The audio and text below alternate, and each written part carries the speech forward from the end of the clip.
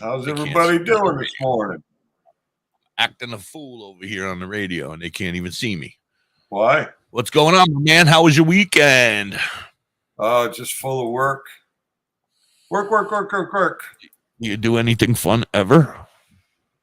Well, I like what I do, so I guess that's Yeah, good. that's Yeah, right. I worked all weekend as well, but I don't feel like I worked. I felt like I hung out with my friends and had a really good time and got high and had a good time. Nice, yeah. Yeah, it would have been a good weekend. They actually had the Indigenous Cannabis Cup here Saturday and Sunday. Should have told me I would have come. Yeah, it looked pretty good. It's actually on YouTube. There's a channel on YouTube called Cannabis Broadcast TV. CBG. All right, see that? Hold on one second. See that guy that says Facebook user? That's because I have that new group up there. For some reason, it says the people that are in the group, I won't be able to see their name or their face. Okay. There's a thing that says that if you go and you touch something somewhere, it'll change and it'll show your face and your name. Well, that's because groups if it's a private group, it is a private group. Intend to be private, right? So when it's public like this, it won't show who they are. That's why some things you can't post outside of groups or share them. Right. Because I just tried this for the first time today. I said, you know what? We have 500 and some odd people in our WTHC Army Radio Army page. Nice. Said, let's throw it up there and let's see if people come in. Hopefully that'll get some more people. Plus, when I got on before I sent this out, I shared it out to 35 groups. So hopefully we're going to get a whole shitload of people today. Anyway, cool. I know I haven't seen Dawn and Sean yet this morning, and they're a couple sleepers, so I hope they don't sleep through the show. But we were supposed to have Dawn. We got Matt with us. So yeah, we still got our friends. We still have plenty of people. Yeah, so I got some news. I don't know if you know this guy. I'm sure you heard of him from me, if not anybody else. Prior, but I've been chilling and hanging with the one and only Muck Sticky. Yeah, I heard some of that over the weekend because I had you on the whole time while I was working. So yeah, man, he's got his Discord, and we kind of went over to his Discord and we just did a sit-in. Morning, Brian. He was like, "What is this? Some sort of a takeover?" I said, "No, January 6th kind of thing." I said, "This is more of a sit-in. We're here peacefully, just gonna get high and hang out in your room." And he was like, "Oh, cool." And then I told him about ourselves and WTHC radio, and he is all about us. He's like, cool as shit, man. He was like, you guys got the vibe. We got the vibe. So he's going to allow me. He's going to build. He says he hasn't done it yet, and I'm not going to pressure him, and I'm not going to rush him. But he says he's going to build a WTHC room in his Discord where I can broadcast live every day. I tell you what, joints on January. You're breaking up and frozen again. I gotta hit you.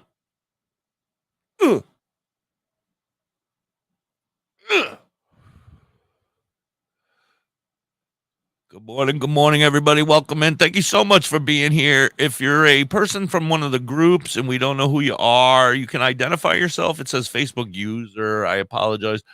I love the idea of being able to join and add that extra group to it, but it doesn't say, like, I have a bunch of Facebook users coming up. Good morning, Brian. Good morning, Christopher. Good morning, everybody. It is a wonderful day, except for the doctor is frozen. Come on. Somebody give me a nice pick. Chisel this guy's ass. Come on. That's what you get for living in Canada. It's always cold up there.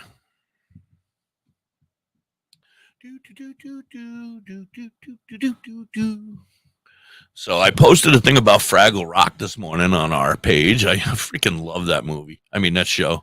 It was awesome. All right, we're here. If you want to be identified, you can go find us on Facebook or YouTube under WTHC Radio and out of the group, and then you'll be able to be seen. But I don't know who you are. Like, I'll be right back, or Facebook user that says it's a beautiful morning. Hey, DoktorHigh, you scared the living shit out of me. That was the worst. That's the worst we ever had. Yeah, I was like trying to chop you with a chisel. I was trying to chip you. You were frozen. Oh, here we go again. Great. I'm gonna have to move to Canada so we have the same Wi-Fi so that we can just we can have a studio in between us. I'll go to Montreal. I don't know. This is Hippie. Pack the bags. This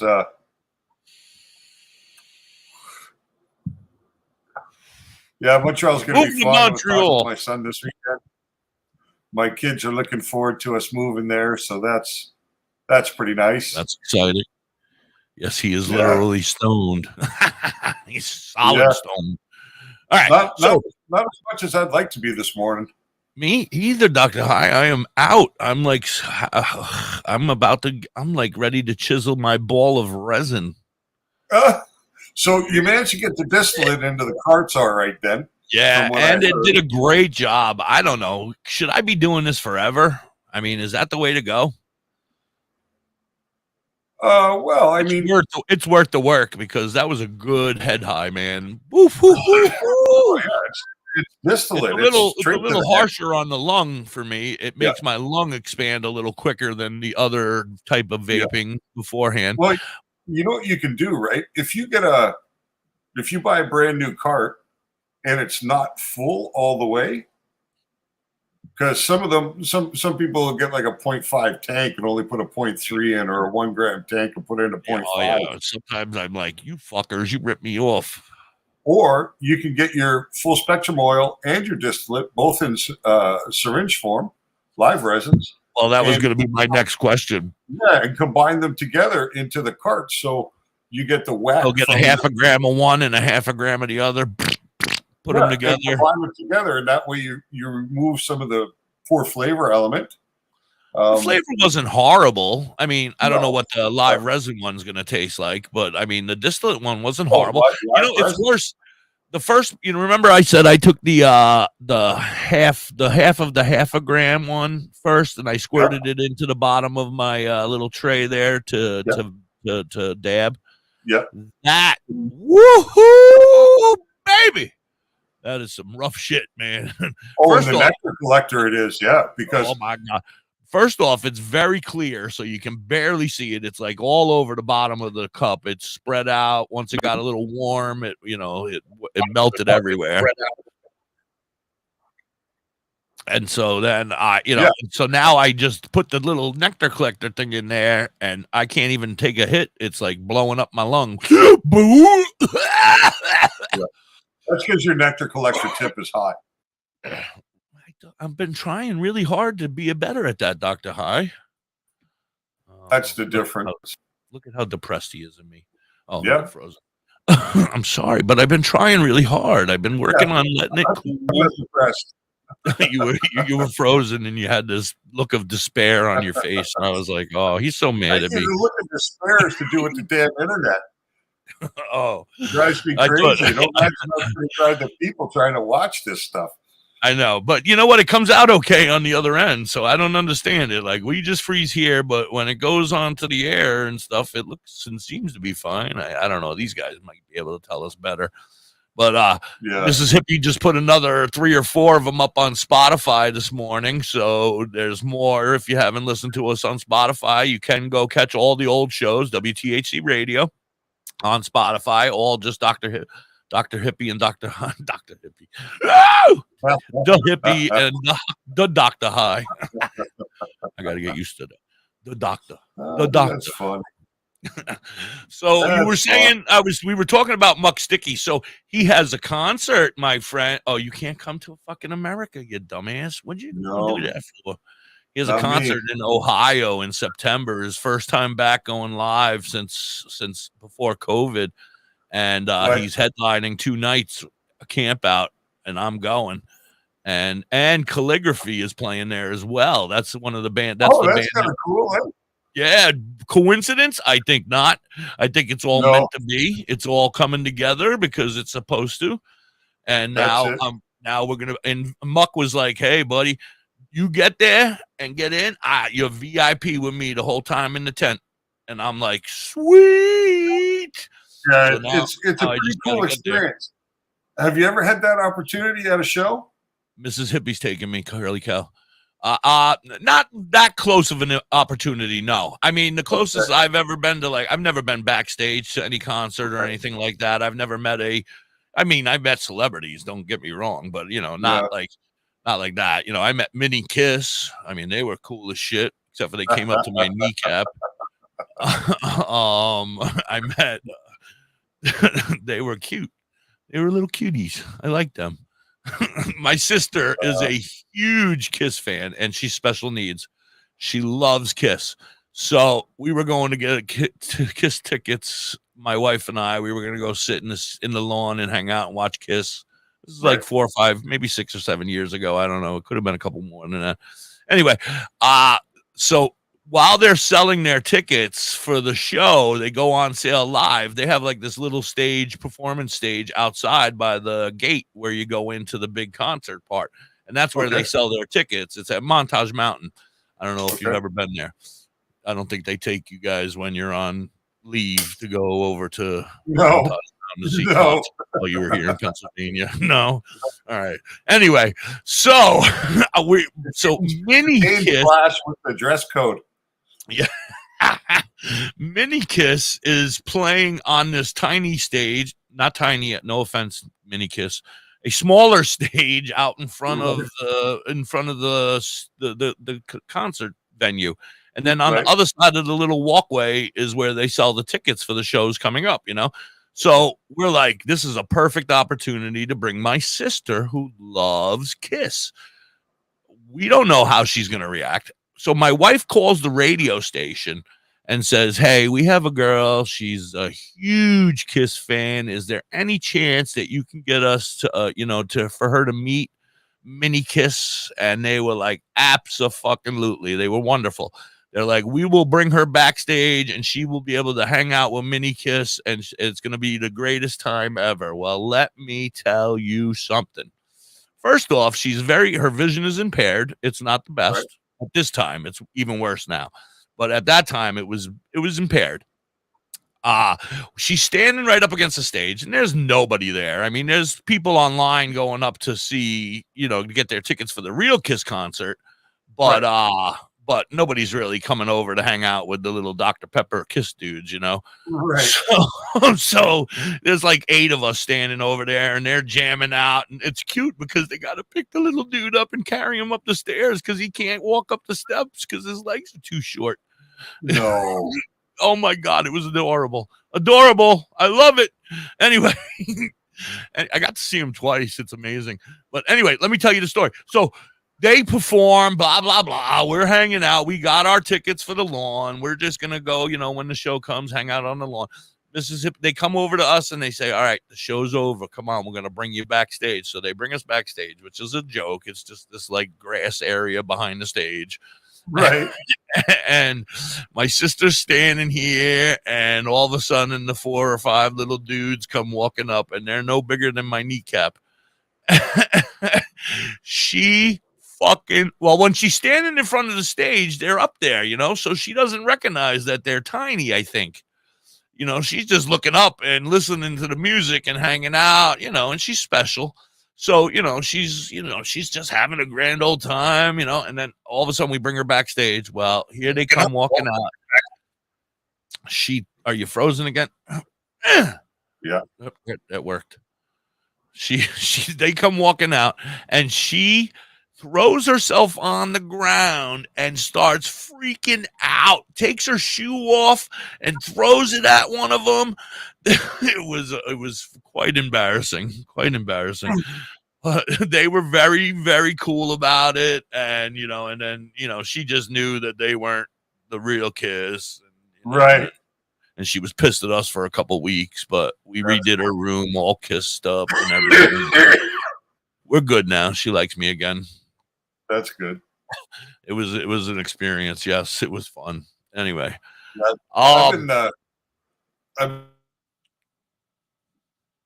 you've been freezing. Good enough. Yeah, it's a different experience. Good morning, Powell.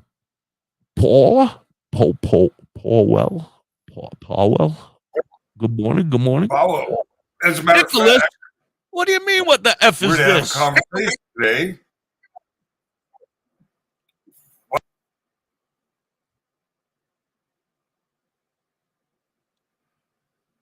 you there? I don't know what it is. I don't know you too well either, Nicholas, but I don't know what you're concerned with. DoktorHigh, only one of the most brilliant men in marijuana, and me, only one of the most brilliant men in good looks. There we go. That's funny. What's good, everybody? Welcome in. Good morning. Thank you so much for being here. We're going to be here for the next hour and 45 minutes. Speaking of that, I got to play a commercial, sir. We haven't gotten very much done yet, but it's already time for a commercial. How you doing, Mitchell? We'll be right back. We're listening to Live 365 WTHC. Okay, men, this is your time. Maybe you didn't choose this, but you're here now. You're going to go out there and be an all-star caregiver. It's up to you. So what are you going to do? You're going to go grocery shopping, cook, clean, be there emotionally and physically. You got to dig deeper. Drive them to physical therapy, doctor's appointments. Don't you forget Welcome about in. the If you have pharmacy. any No, you questions for the doctor, Because please feel free to write That's them in what the caregivers chat. do. We Don't do give up. not judge. We do Don't not. ever It's give up. about marijuana, of course. This is your time to show the world, your family, and yourself that you're Well, we tougher can than answer other questions too, but No. We do not do sex talk. this world is Cannabis. our safe. We're not doing sex talk. I've done that with my son. I'm not doing it again. Find the That caregivers was you rough. need at AARP. No.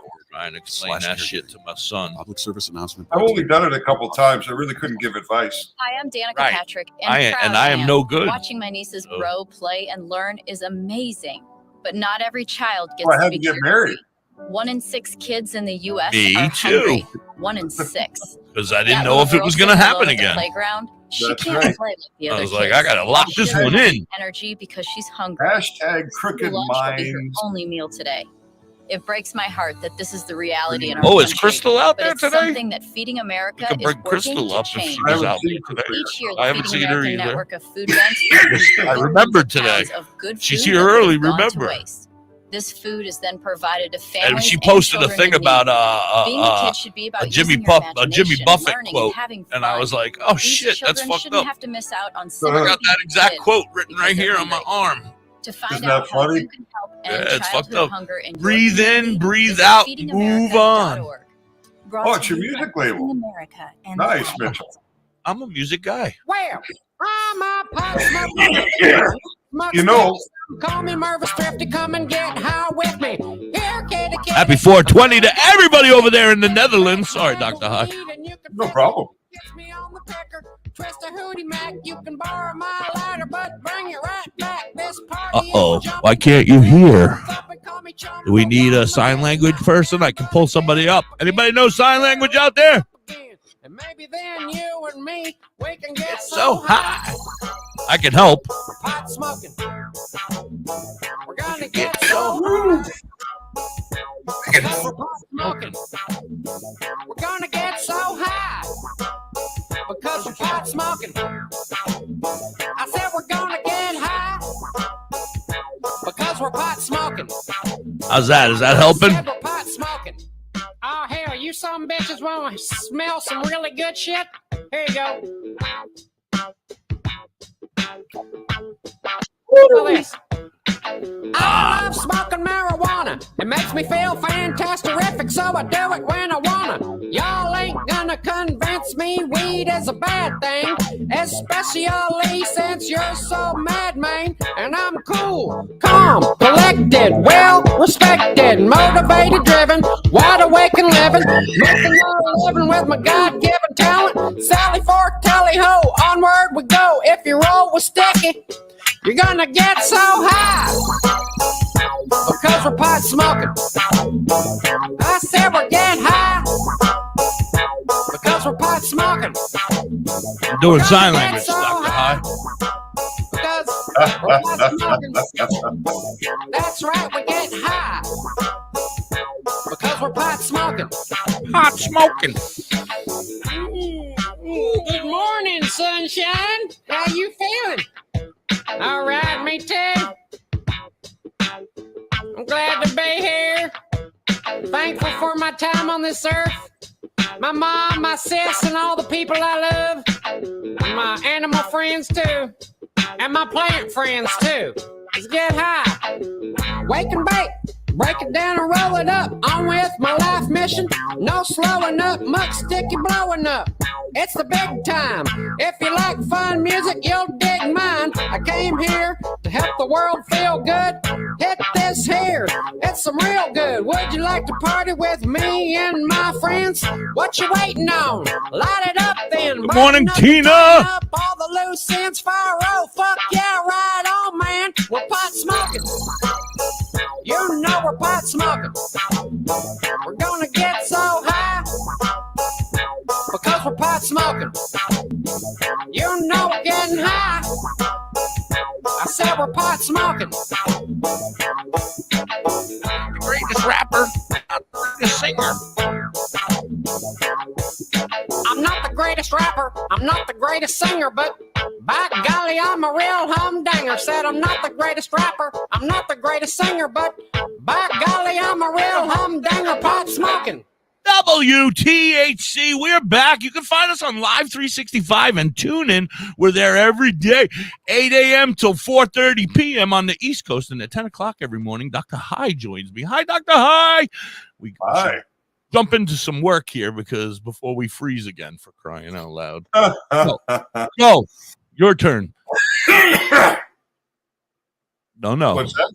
Nicholas, reach out to us. Nicholas, was Nicholas the one that had the music? Oh no. No, that's Mitchell. And I just wanted to tell Mitchell we're real fans of playing original music here. Yeah, we're looking to support any artists that are trying and working their asses off every day. Yeah. So submit your music and a letter giving us permission to play it, and we'll get it out. As long as it's an original and it's not a remake or nothing like that kind of crap. Yeah. Get me in trouble. Just private message me, anybody who's interested in that kind of stuff here on Facebook, I guess, wherever the hell we are. YouTube or Facebook. Facebook, YouTube. Nicholas owns Sea Green Seeds. Nicholas, I apologize. I didn't mean to talk to you like that. We'll have a chat after we'll we're all reach out done to you. here, for sure. We'll send out a message. We'll reach out to you. I've talked with a couple of people about joining us here and lining some things up. We're going to have some people here to discuss different things going into the future. One of the guys owns ACGC Fam, Anyone Can Grow Cannabis Facebook group. Jacob, really intelligent guy. We went back and forth a couple of times trying to connect, and it didn't happen. And then one day, the timing was right. We hopped on a phone call, and I think we were close to 2.5 or 3 hours on that call. And I'll tell you what, this was one of the most incredible conversations I'd ever had with anybody. It was incredible. So I messaged Jacob the other day. So that's awesome. I'm in awe. I'm gonna cry. My dream is coming true. Except for the frozen doctor.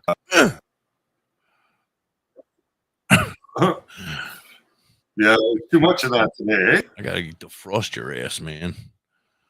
Too much freezing today. What's that?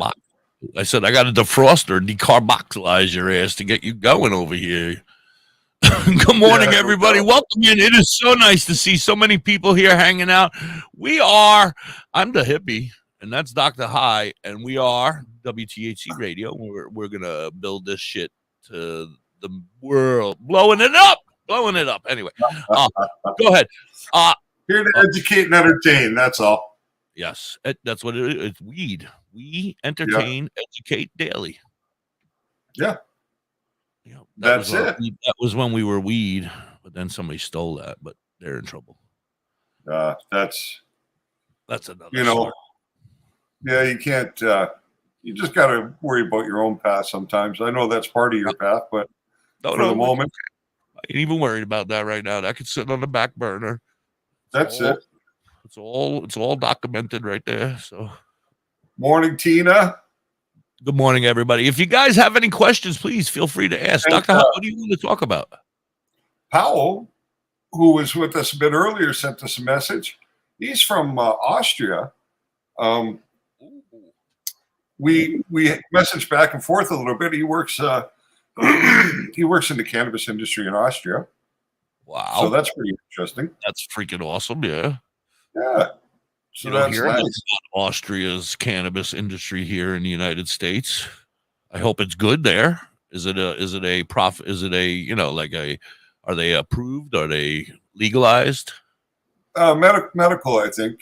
Medical. Austria. Yeah, I mean, Europe is pretty good across the board for the medical cannabis.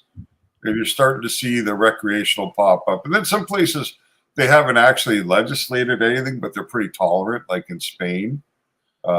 Very tolerant country. And then, of course, you have Portugal, which hasn't legalized drugs, but have decriminalized them all. And, I mean, I saw a documentary about the decriminalization in Portugal. And at one point, they're speaking with a group of 4 or 5 police officers there. And they ask them what they think about drug policies in the United States. And they laugh. They laugh at it. Because, you know, the funny thing is the simple solution is decriminalization. And then putting programs in place to imagine this. Just you imagine. Keep saying that, and I was against it, not against it, but I didn't know, like what you meant by it, I guess. And now, as you speak about it more and more, it makes more and more sense to me. And go ahead. I'm sorry. Yeah, no, because I was just going to say, right? How many billions or trillions of dollars have been spent on the drug war? A substantial amount, right? I believe that most people who are addicted to drugs would prefer not to be. You know what I mean? I don't think that they enjoy the situation they've ended up in. I don't think it's a pleasurable one for the most part. And as a past drug addict myself, I can tell you there was times where I didn't give a fuck. I didn't care that I was on drugs and I had to fight. And then there are times afterwards when you sit there and regret, and you're like, I cannot believe I just did this again, and then you're, But is it a choice you would have made consciously before you ever used those drugs? Would you have thought or said to yourself, you know what? I think I'm going to choose a life of slavery. I'm going to be a slave to a substance, and it's going to control my life. It's going to hurt the people around me, and I could actually die from it. Would you make the decision based upon those parameters before you ever entered into it? I was informed. Well, I mean, I was informed. The people, growing up, you learn about drugs, especially in our era. We had Nancy yelling at us every day, telling us drugs were bad, So, yes, I heard about that cocaine stuff and that white powdered stuff. Frozen again. There he goes. It works. I don't know how it works. Well, I mean, yeah, using things.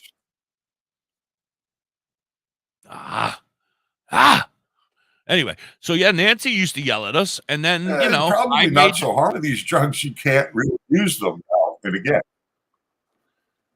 Right. Well, I made the choice. I know that, and then I made the choice from going from one type of that stuff to a different type of that stuff, making the situation way worse. If you know what I mean.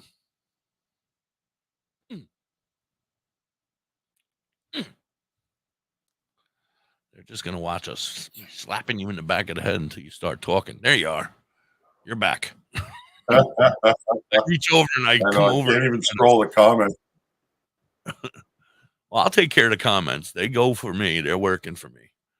There's not very, I mean, they're all listening. For the most part, right? There are exceptions. Okay. There are exceptions to everything, right? So, when I'm talking about this and you say, yeah, but I chose to be that way. Well, that's an exception. And some people do choose to be that way, but the path usually ends the same, either in death or in choosing to want to recover, right? Eventually you get to that crossroad, right? You either die or you want to stop this lifestyle that you're trapped inside of. Right. So if a lot of bad things happen because of drugs, not just to the drug addict, but to society, because drugs cost money. How do you get money when you're a drug addict and you're spending most of your day pursuing the drugs or being too high to actually function in a job that's going to pay you money? You have to figure out how to do it another way. So there's only one other way. You either turn to crime or you turn to prostitution. One of them, pretty much, because those are the only two options that are available to you, right? No, sir. I chose neither. Right, but you found the money somehow. No, I chose to get clean once I couldn't afford it anymore. Right. Well, I worked a full-time job and paid every penny I made. What I'm saying. You come to the point where you want to be there. Now, on the drug war, and they convert it to money they spent on drug treatment and getting people away from the drugs when they're ready for the help. If they restricted the prescribing of opioid medications to very strict limits in time frame for which you're able to use them, and then transition you in a different way, if possible, some point down the road, depending on the way you feel before the addiction occurs. You take the crime out of society if you decriminalize the drugs and provide cocaine and heroin to certified drug addicts who are certified by a doctor, right? And they go through a regular pharmaceutical situation to pick up a prescription for their medication. Now, the stuff is clean and properly done so that people don't die from this other stuff that they're putting into it now. I mean, stuff like ice, you know what I mean? Crystal. Yeah. That has no room in society. No value.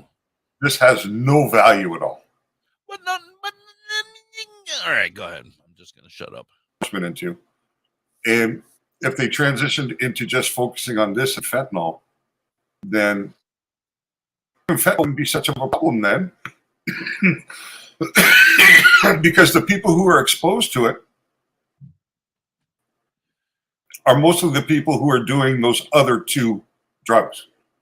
They're slipped into those in order to make people think that they're getting this great, oh, this is great quality. I have this experience from. So decriminalization is entirely smart. But the problem is you've got a lot of people who make their living off of law enforcement.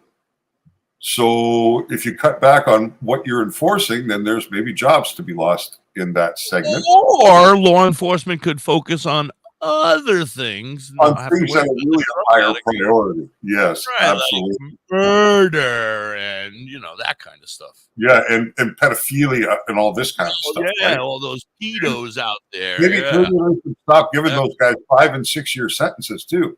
Because I can tell you, when I was there, they weren't around very long where I was. They came in, they were found out day one why they were there, and they were given a choice. There's a move in half an hour. Take yourself down to the captain's office and tell him it's not safe for you to be on the compound. Yeah. If you don't do that on the next move, by the following move, it'll be the medical department coming to remove you.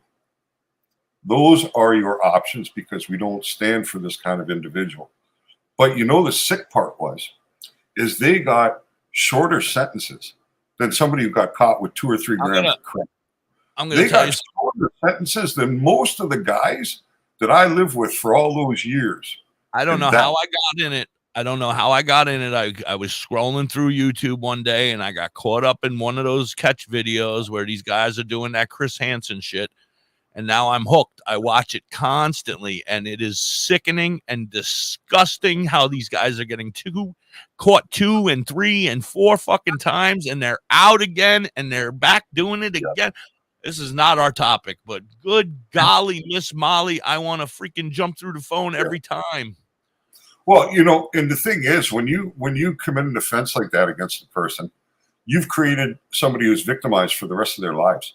And those could be very long lives. So now you have a damaged individual in society that may suffer from the consequences of your action. At least when somebody is murdered, their family has to grieve. There could be a loss of income, but the victim is not suffering forever, right? It's over. It's right.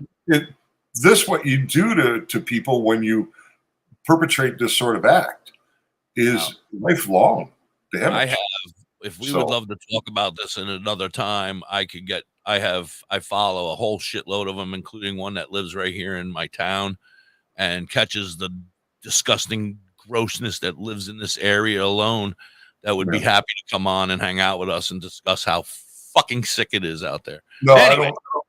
I can't get into that sort of conversation, right? Like, I can go down the I wanted to do it. I see them doing it, and I'm like, I could do this. You know, I want to do this, but I don't think I could, because I think I would get arrested every time for beating the ever living shit out of somebody, because I don't know if I could control myself, especially if I don't take my medicine.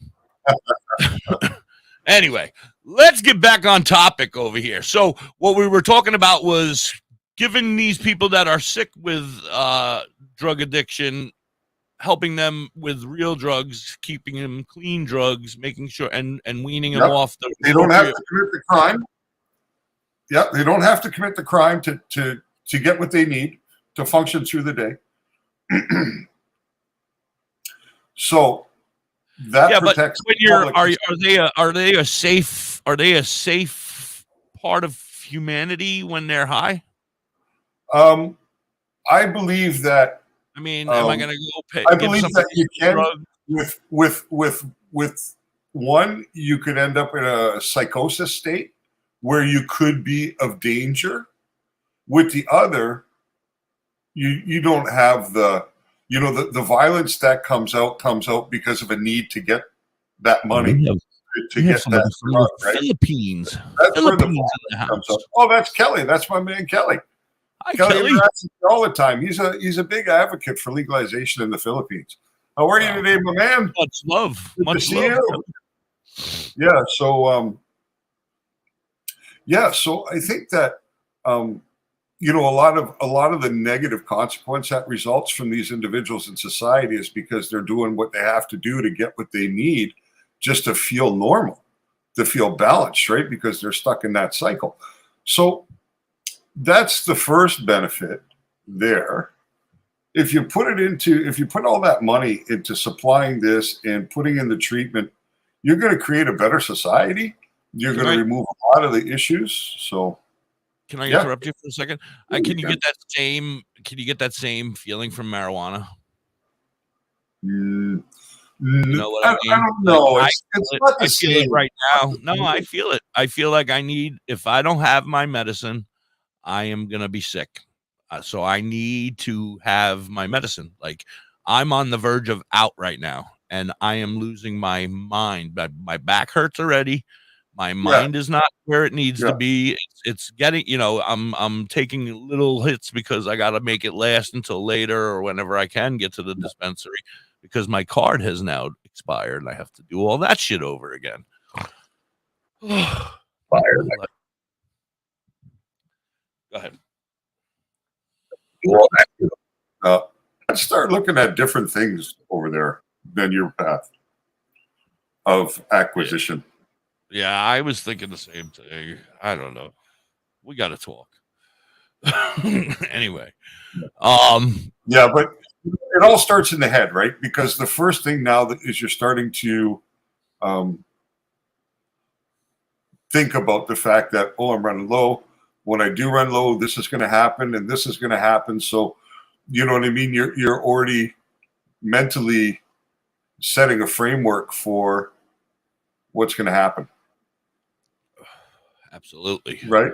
Absolutely. And that's a funny thing, right? And I don't analyze people or do anything like that. But what I will say is I spent 8 years studying psychology, the human mind. how to interact with people, how to communicate, how to understand, how, you know what I mean? Like, I went deep because I had nothing else to do, and the subject fascinates me. And one thing I learned with absolute certainty is your mind controls everything. You have to think about this. When you get cut, you don't focus on healing. That cut heals on its own. Right. Your body understands what it needs to do to protect itself, to repair itself from injury. That all happens on a subconscious level. You don't have to. Not again. But with your thought, you can, with the way you think, you communicate to your own subconscious, right? As soon as you say about yourself, you can't achieve something, I can't do that, you're right. You won't be able to, because you've already set the frame of mind where failure is the final outcome. So there are self-defeating thought patterns and self-defeating language that limit your ability to move forward a lot of times in life because you're setting the pattern in your own mind. The first thing you have to learn to control is your own thoughts, right? And then once you can control your own thoughts, you can then influence the thoughts of others, right? Be that for good or for evil, doesn't matter. You have the ability, right? And you can gain the rapport with people, and you can help bring them to a destination for which you believe is the destination they should arrive at. So that's the first thing that people don't really think about or understand. I had the luxury, well, I wouldn't call it a luxury, but I had the opportunity to spend many years studying, right? And I didn't want to interact with the people I was with. Really, you know what I mean? There was absolutely no future benefit for me in forming relationships. And I feel like that's the issue with our prison systems everywhere, is that you get in there and then you could be a person who just has an addiction problem, and then you get caught up in other people. Spider-Man's gone. You know what I mean? Well, he's a Seahawks fan. It's like less than 40 days, 50 days of football season. Yeah, that's the thing. I mean, if you have a bit of a criminal aptitude when you arrive in prison, by the time you leave, you will be almost masterful in your ability to deceive, hide, think outside the box. You know what I mean? You will get better. And the worst part is, you will come out with a whole bunch of connections. Like I have, and I kept a contact book, because everybody before they go, they want to, you know what I mean? Hey, stay in touch, or this and that, this and that. So I can open up this book and find MAID guys in New York. I can find Hell's Angels across the country. I can find Mexican cartel bosses. You know what I mean? Like, these are the people for many years. But get us in trouble. So when you come out, you got the opportunities to do a whole bunch of things bad if you wanted to. You know what I mean? It wasn't my life. Like, for me, I wasn't involved in bad things. What I was doing, I didn't think was a bad thing, but America thought differently. So be it. Big deal. That's what it is. I knew what I was doing, right? I'm a big boy. I took my medicine, and that was that. But the time I spent there was not going to be wasted. Like they say, you can either do the time or you can let the time do you. Right? And I chose just to do my time, and I choose to do it in a way that when I came out, in certain ways, I was a much better individual.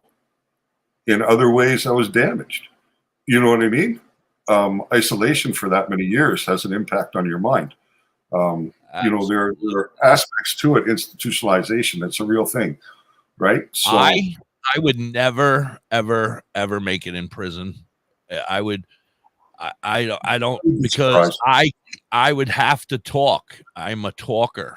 you know. Well, you can be. There are many different kinds of people in there. Isolation. I mean, I'm not a talker. Like, I know when to keep my mouth shut, that kind of stuff. But I'm a communicator. I love to be able to talk, and I can't sit by myself because my mind is always racing, you know. So Right. I'm like, blah, blah, blah, blah. Right. For me to sit in like this room by myself for 8 hours a day, you know, I'm like, if I don't have you here next to me or my friends, I'm in trouble. I don't think I could do it. You know what I mean? No, but I mean, this is okay. I mean, it's everything is fine. Like about a personality, everything is fine. The way you think, the way whatever. It's not for anybody else to tell you how to be. As long as you're content in yourself, that's what matters. That's all that matters. As long as you can look in the mirror and say, you know what, I like who I am. You know what I mean? But some of the shit you were saying, I feel okay about my heart. I feel okay about my values and my morals, and this is what matters. At the end of the day, that's what really counts, right? Yeah. So, but the reason we went down this path is because you were saying I'm running low and I'm starting to my back's starting to hurt, and you know what I mean, like. But then you said something else, and it's me 100%. And my wife and I fight about it all the time, and now I lost. I lost that fight thanks to you, DoktorHigh. Sorry, I just. He's gonna go back and watch this video, and I'm gonna get my ass chewed out. Yeah, no. I just call it the way I see it, right? Like that was one of the things, and this was pretty interesting because I was Canadian. When I was in the system, I was a Canadian. I'm a Canadian in a U.S. federal prison system. So I did not have any obligations to other groups, right? I didn't have an obligation to the people who lived in New York or the people who lived in Boston or the people who lived in Philly or Pittsburgh. But you didn't have that connection either. I was. So you came well, in. no, but it doesn't really matter. Was there a shitload of Canadians, and you guys all hung out on the other side of the room, and that's where all the Canadians there were where I was, there was 4 or 5 of us. That was it. But this is the way it works, right? If you go in there with no affiliation at all, none, to no previous gang affiliation, no criminal organization affiliation, no nothing. Right. When you go in, you're going to be, even if you manage to stay neutral, right? Not become part of a hookup in there because you feel threatened or you feel unsafe. So a lot of people will gang up because they feel it's going to protect them. Right. But luckily for me, I'm 6'3", 300 pounds, big guy. Most people would rather talk to me first than test me first. Right. So I didn't encounter this bullying situation that some people could be in, where a guy will come into your cell and take your shit. Right. Because they expected a response from you. And you got predators, a lot of predators in there. And the reason they're predators. Got onto this was the damn predators. Well, yeah. But those predators, they take advantage of weakness. And they're like bullies. They don't have the balls to actually have a true confrontation. Right? They just think they're going to roll over you and take you on. So there are people who end up in the system who are smaller, weaker-minded, whatever the case may be, and they fall victim very, very quickly. So they have to. Kelly, thank you so much for joining us. Good night. Have a great rest. Thank you so much for checking in from the Philippines. DoktorHigh, I hate to cut you off, but you know what time it is. We're late already. We got to do a commercial. Commercial time. Okay. Yeah, we got to do a commercial. We'll be right back. You're listening to DoktorHigh and Da.Hippie on WTHC. Adopt US Kids presents What to Expect When You're Expecting a Teenager. Learning the lingo. Today, I'm going to help parents translate teen slang. Now, when a teen says something is on fleek, it's exactly like saying, that's rad. It simply means that something is awesome or cool. Another one is totes. It's exactly like saying, totally, just shorter. As in, I totes love going to the mall with Becca. Another word you might hear is jelly. Jelly is a shorter, better way to say jealous. As in, Chloe, I am like so jelly of your unicorn phone case. You don't have to speak teen to be a perfect parent. Thousands of teens in Good foster morning, care will Charles. think you're, How are you? Welcome rad, in. just Thank you the so same. much for joining Hey, us. Charles. How are you? Good to uskids.org. see you this morning. Public service announcement brought to you by the U.S.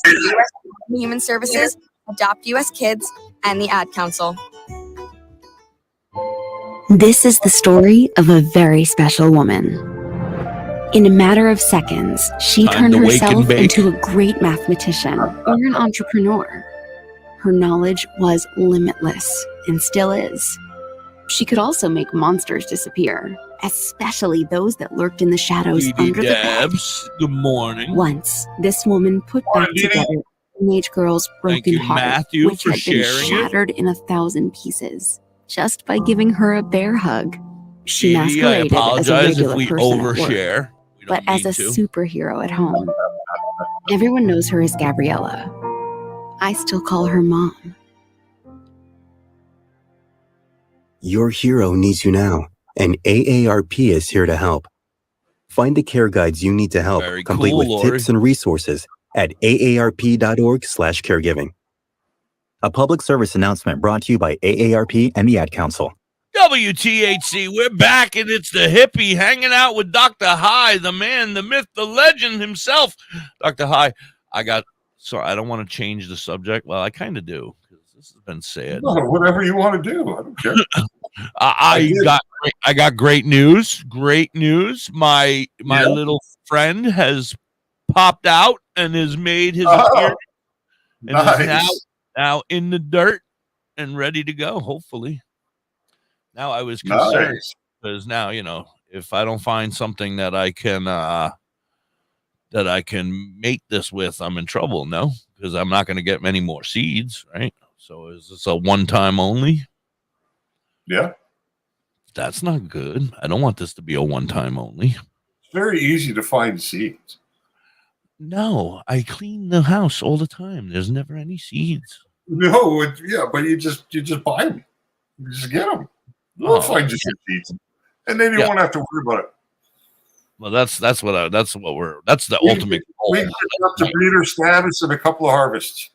Yeah, somebody asked where everybody's from. Up there earlier. I don't remember who it was. I'm from Pennsylvania. Dr. High is from Canada, and everybody else is from places.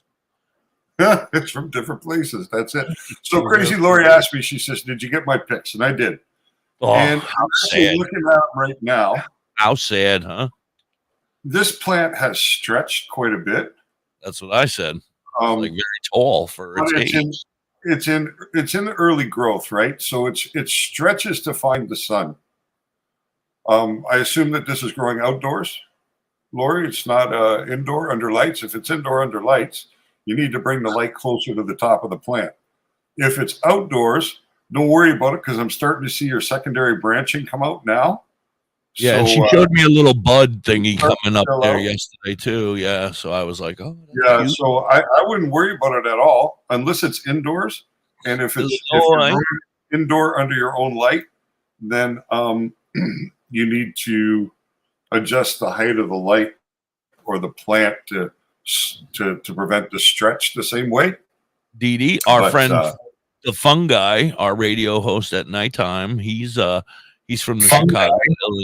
The fungi, yeah, he's on at night. He comes on at it's official. I didn't tell everybody. If I haven't told everybody, the fungi comes on every night, Monday through Friday. He set his schedule Monday through Friday, 10 p.m. Central, so 11 o'clock on the East Coast, 10 o'clock on Central, till 2 a.m. This crazy fucker. I don't know what the hell he's thinking. I'm like, go to bed earlier. You can get on earlier and go to bed early. He's like, no, that's when I want. That's when the wife says I can play. That's when I'm going to play. So you guys can check him out. The fungi, he's on every night, 10 p.m. Central to 2 a.m. on 2 a.m. Central. And that's like 8 to midnight on the West Coast and 11 to 3 a.m. on the East Coast. Oh, my goodness. Anyway, go ahead, Dr. High. So, Lori, you say it's in the doorway. How are you growing in the doorway? I can't put it outside because of neighbors. Okay, so my question is it getting the sun the full time? Because you really want it to get every bit of sunshine it can. Yeah. I mean, it'll still produce, but it'll be weak. It won't really thrive the way it should. It needs, as much hours of direct sunlight as possible to thrive. Is it too late, DoktorHigh, or if she puts it out more and figures out a place to hide it in the sunlight outside? That maximum sun. Like when I come here to Ontario last year, the way my yard is set up, I was only able to really get about 7 hours maybe of direct sunlight on the plants a day. And then because of the trees and the buildings, it was kind of blocked from the direct light, right? From the rest of the day. I mean, it still had the light, but it didn't have the direct sun. And after I harvested that plant at the end of the year, I still harvested about 5 ounces from a single plant. So they will produce. Absolutely. Stick around. He's going to answer that question for you in just a second. That plant should have really been double that for its size when I cut it, right? It should have yielded double the weight, but I probably lost half that because I didn't get as much hours. Well, you'll be fine then. Just be patient with it. Make sure that you're getting some nutrients, even if you just go on Amazon and search for cannabis-specific nutrients. You want to have a flower, a veg, and a bloom because the plant has different requirements at different parts of the cycle. If you're indoors, then you actually change your recipe week by week.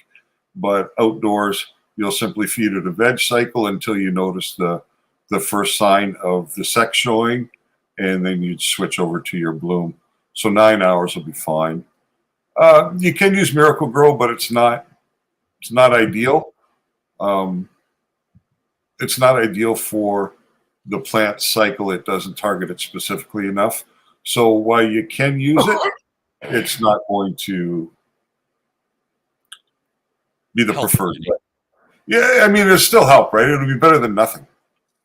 It'll be better than nothing because that plant will utilize, especially as it starts to grow, it'll utilize all the nutrients in that soil very, very quickly. And a plant in a pot that size will drink, 3-4 liters of water a day in the sun. A gallon a day. So, yeah, guaranteed female. Yeah, it's quite possible, especially if it started from a clone. Feminized seeds. Yeah, potentially. So, Dee Dab, it's a great spot for mine. Has sunlight. When should I water? Is it in a pot or is it directly in the ground? If it's in a pot, basically you don't use a visual. You pick up the pot and feel it. So you want a pot that'll drain at the bottom, right? It's got to have some holes at the bottom. You don't want retaining the water. You want the water to be able to run through. And that way you won't have to worry about. Okay, we'll get back to Lori in a second. It's ground. Okay. So it's a little more challenging to know when to water when it's directly in the soil because you don't have a gauge, right? You can't, with a pot, you feed it until it runs off. And then you check that pot every day by lifting it up, right? And you'll feel that the pot get lighter and lighter and lighter as more and more water evaporates. So when you get to the point where the pot's now fairly light, you water again till it runs off. So you might be able to get away with watering, a young plant once every 2 days or 3 days. And then as that plant matures, you might have to water it like seriously once a day and in a good volume of water because when they're in flower, they consume a lot of water. They really are thirsty at that time. So that's good. Because you can actually overwater a plant, right? You'll see the leaves start to curl up and things like that. And if you are feeding nutrients to your plant, if you're giving them supplements, right, in your food, then I always go 6 days a week feed, 1 day a week just water. Straight water, no plant food, no nothing.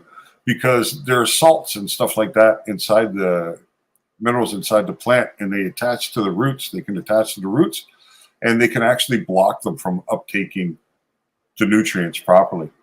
Should he take it out of the ground and put it into a pot? Do you recommend that?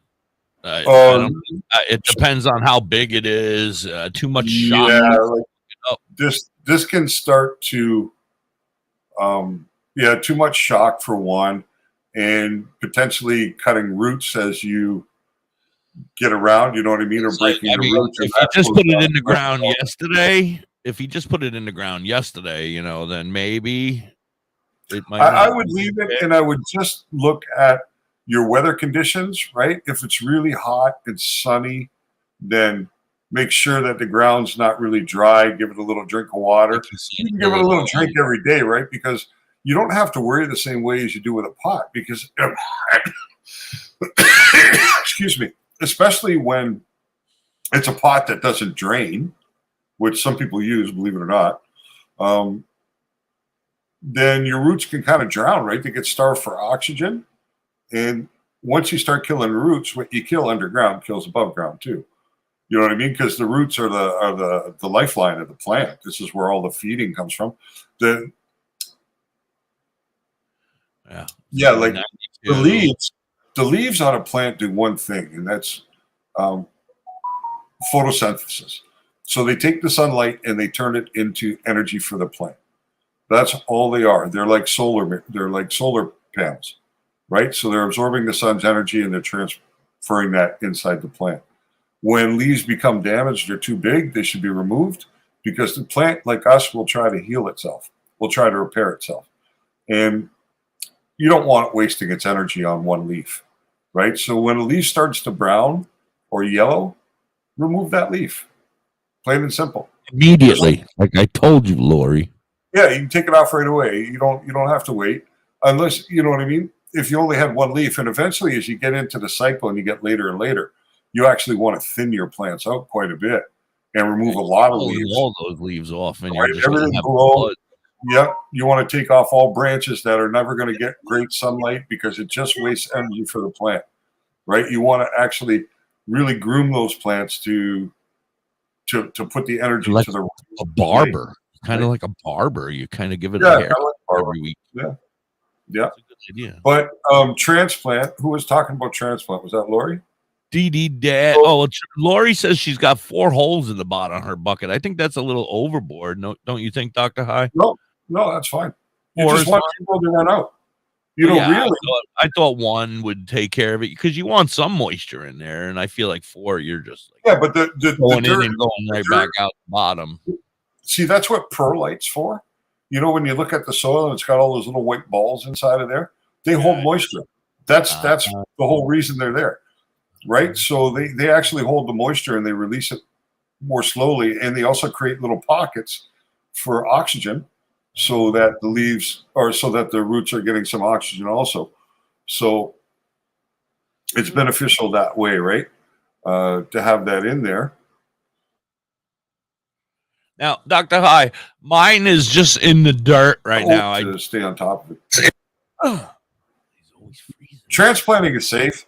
Just be careful when you do it.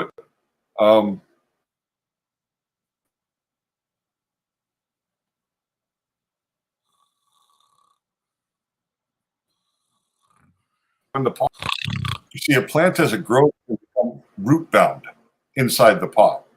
So which means it doesn't have any more room to continue to grow the roots.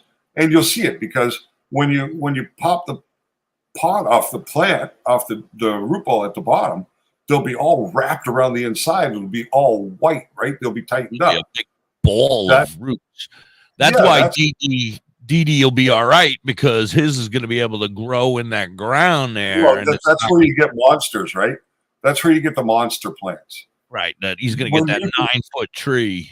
Yeah, because that plant will utilize as much space as it can, and the more of a root system it can develop underground, the bigger and stronger of a plant it is above ground.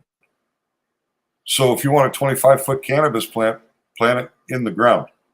prepare your soil, make a special soil bed for it, and plant it in the ground. And that's how you get those monsters. And then come here every day and ask Dr.High what you need to do next. Because that's hey, I'll tell you, if you're in a place where you're only allowed to grow 1 or 2 plants, that's exactly what I would do. I would prepare an area in my yard that would allow me those 2 plants, and I would grow them free in the ground like that, because on a huge plant like that, you could pull 6, 7 pounds, 8 pounds, who knows?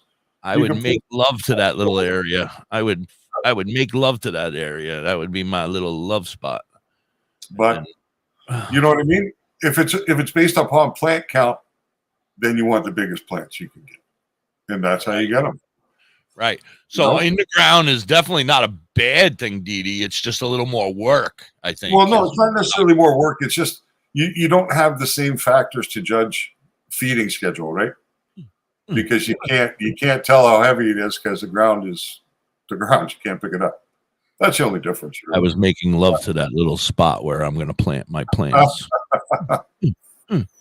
I'm gonna dig. Well, first off, I live on a fucking mountain, so they're like, "Yeah, go ahead, fucker, plant the plant if you think you can get through the rock."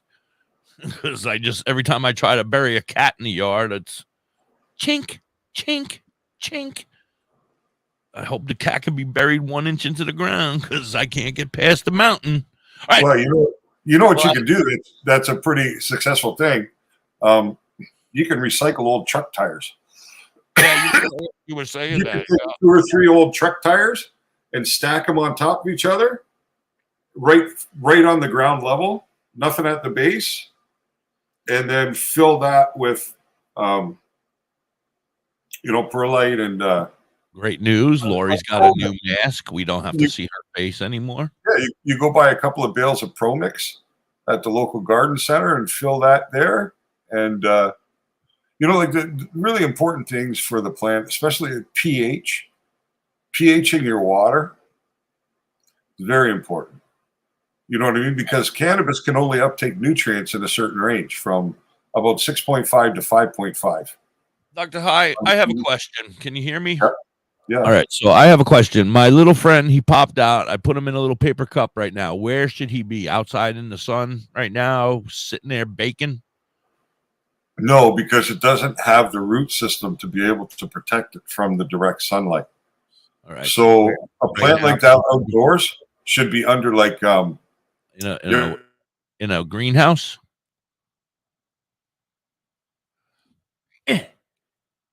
There's covered in cheesecloth or this white gauze.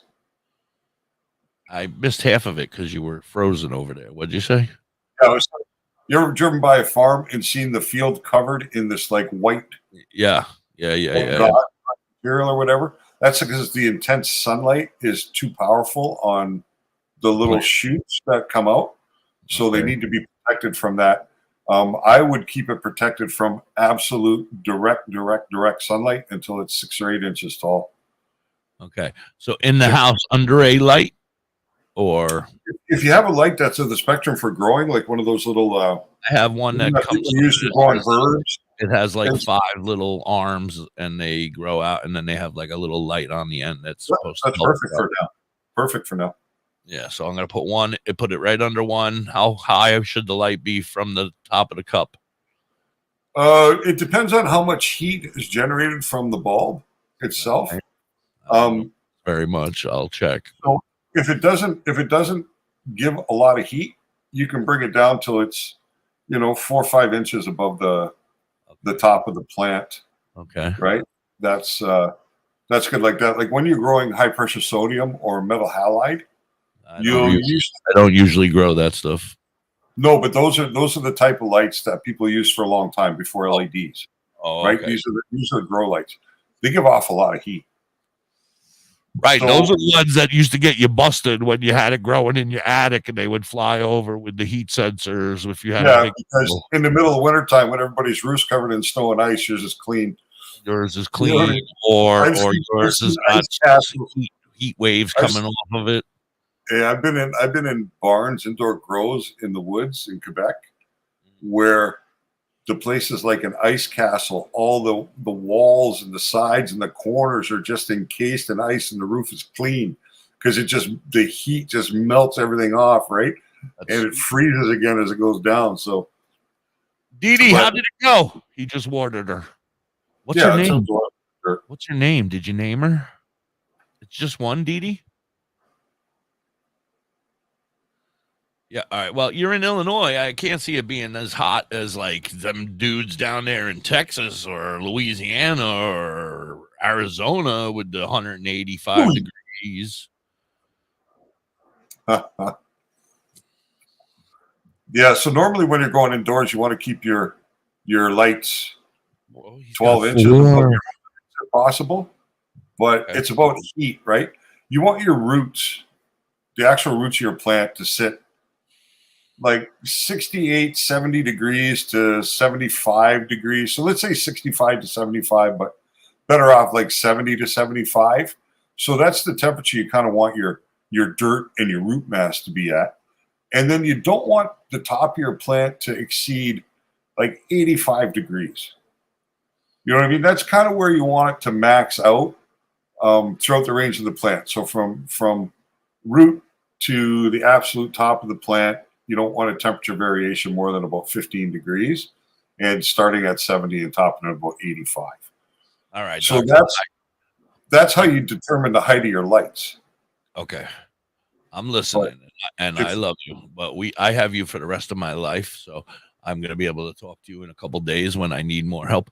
But I got to run a commercial, sir, so I got to cut you off. I'm sorry. But we're going to listen to I want to listen to my good friend Doug's song because I haven't heard it since earlier this morning. So I'm going to listen to Southern Star Productions, Hands Up. Here we go. We'll be right back. You're listening to WTHC.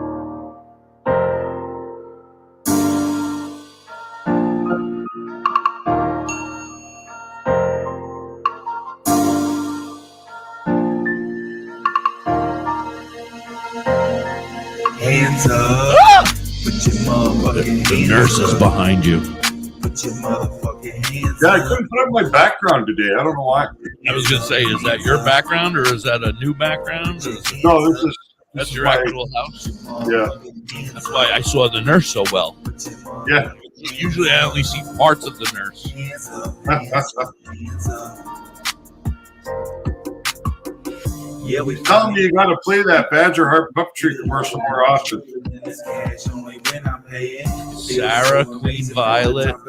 Yes, I love Rose, Sarah, Queen, and Violet. I love it. Keep your heart in it, you can do the same. I came from nothing to something, and now they know my name. It's not about the fame or about the motivation. I'm off the ground now, you can call it levitation. The flow is off the saxophones as the days passes. I'm in the atmosphere looking down with my sunglasses. Ashes to ashes and dust to dust. I'm on top of the world with my hands up, hands up, hands up. Put your hands up. Put your hands up, hands up, hands up, hands up. Put your hands up, hands up, put your hands up. Put your motherfucking hands up, hands up, hands up, hands up. I'm trying to make something out of nothing. I ain't got much, but the beat got me buzzing. I'm tired of all the drama. All I hear is fussing. I'm hoping and buzzing, gonna knock the Oh, don't try to start trouble, Lori. I see you over there. That was Bon Jovi. That is not a girly song. I'll be there for you. She's trying to cause trouble. Because I gave you a shout out and then played Bon Jovi. If I was down, would you give me a lift? Feels adrift like I'm lost to sea. All I wanted for you was to believe in me. I'm doing my best, but it's never enough. I feel like giving in, but I can never give up. That you can trust. Hands up, hands up, hands up. Put your hands up. Hands up, hands up, hands up. Put your hands up. Hands up, hands up, hands up. Put your Hands up, hands up, hands up, hands up. I've been to hell and back, and yes, that's a fact. Serious like a heart attack, heartbeat fast. I'm feeling paranoid. Call me beast without the steroids, making ears bleed, cause you know I always bring the noise. And that's guaranteed, you don't need to bring it back unless you a DJ. Then you can spin it back, same shit every day. Life's like playback, running this into times out, call me quarterback. I'm feeling spaced out in another galaxy. Hate all you want, but I promise there's no breaking me. I'll never stop until my days are done. Cannibalistic, man, it comes to beats, so come and get your son. Killing rappers, eating beats, call me Jeffrey Dahmer. Top of the food chain, you can't get no higher. I'm gonna do what I gotta do, there ain't no stopping me. Hey, Dad, your prescription will be ready in just a minute. Hey, Dad, your laundry will be ready in just a minute. Dad, your lunch will be ready in just a minute.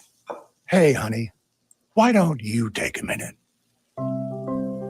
When you help care for a loved one, you give them as much time as you can, making sure they're safe and comfortable. But it's just as important that you take some time for yourself.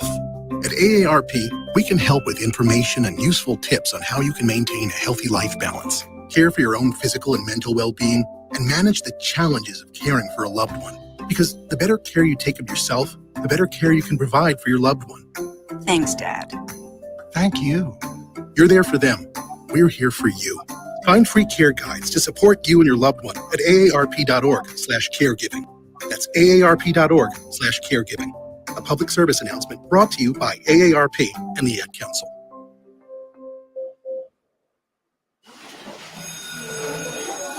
All right, class, let's hear what everyone did this weekend.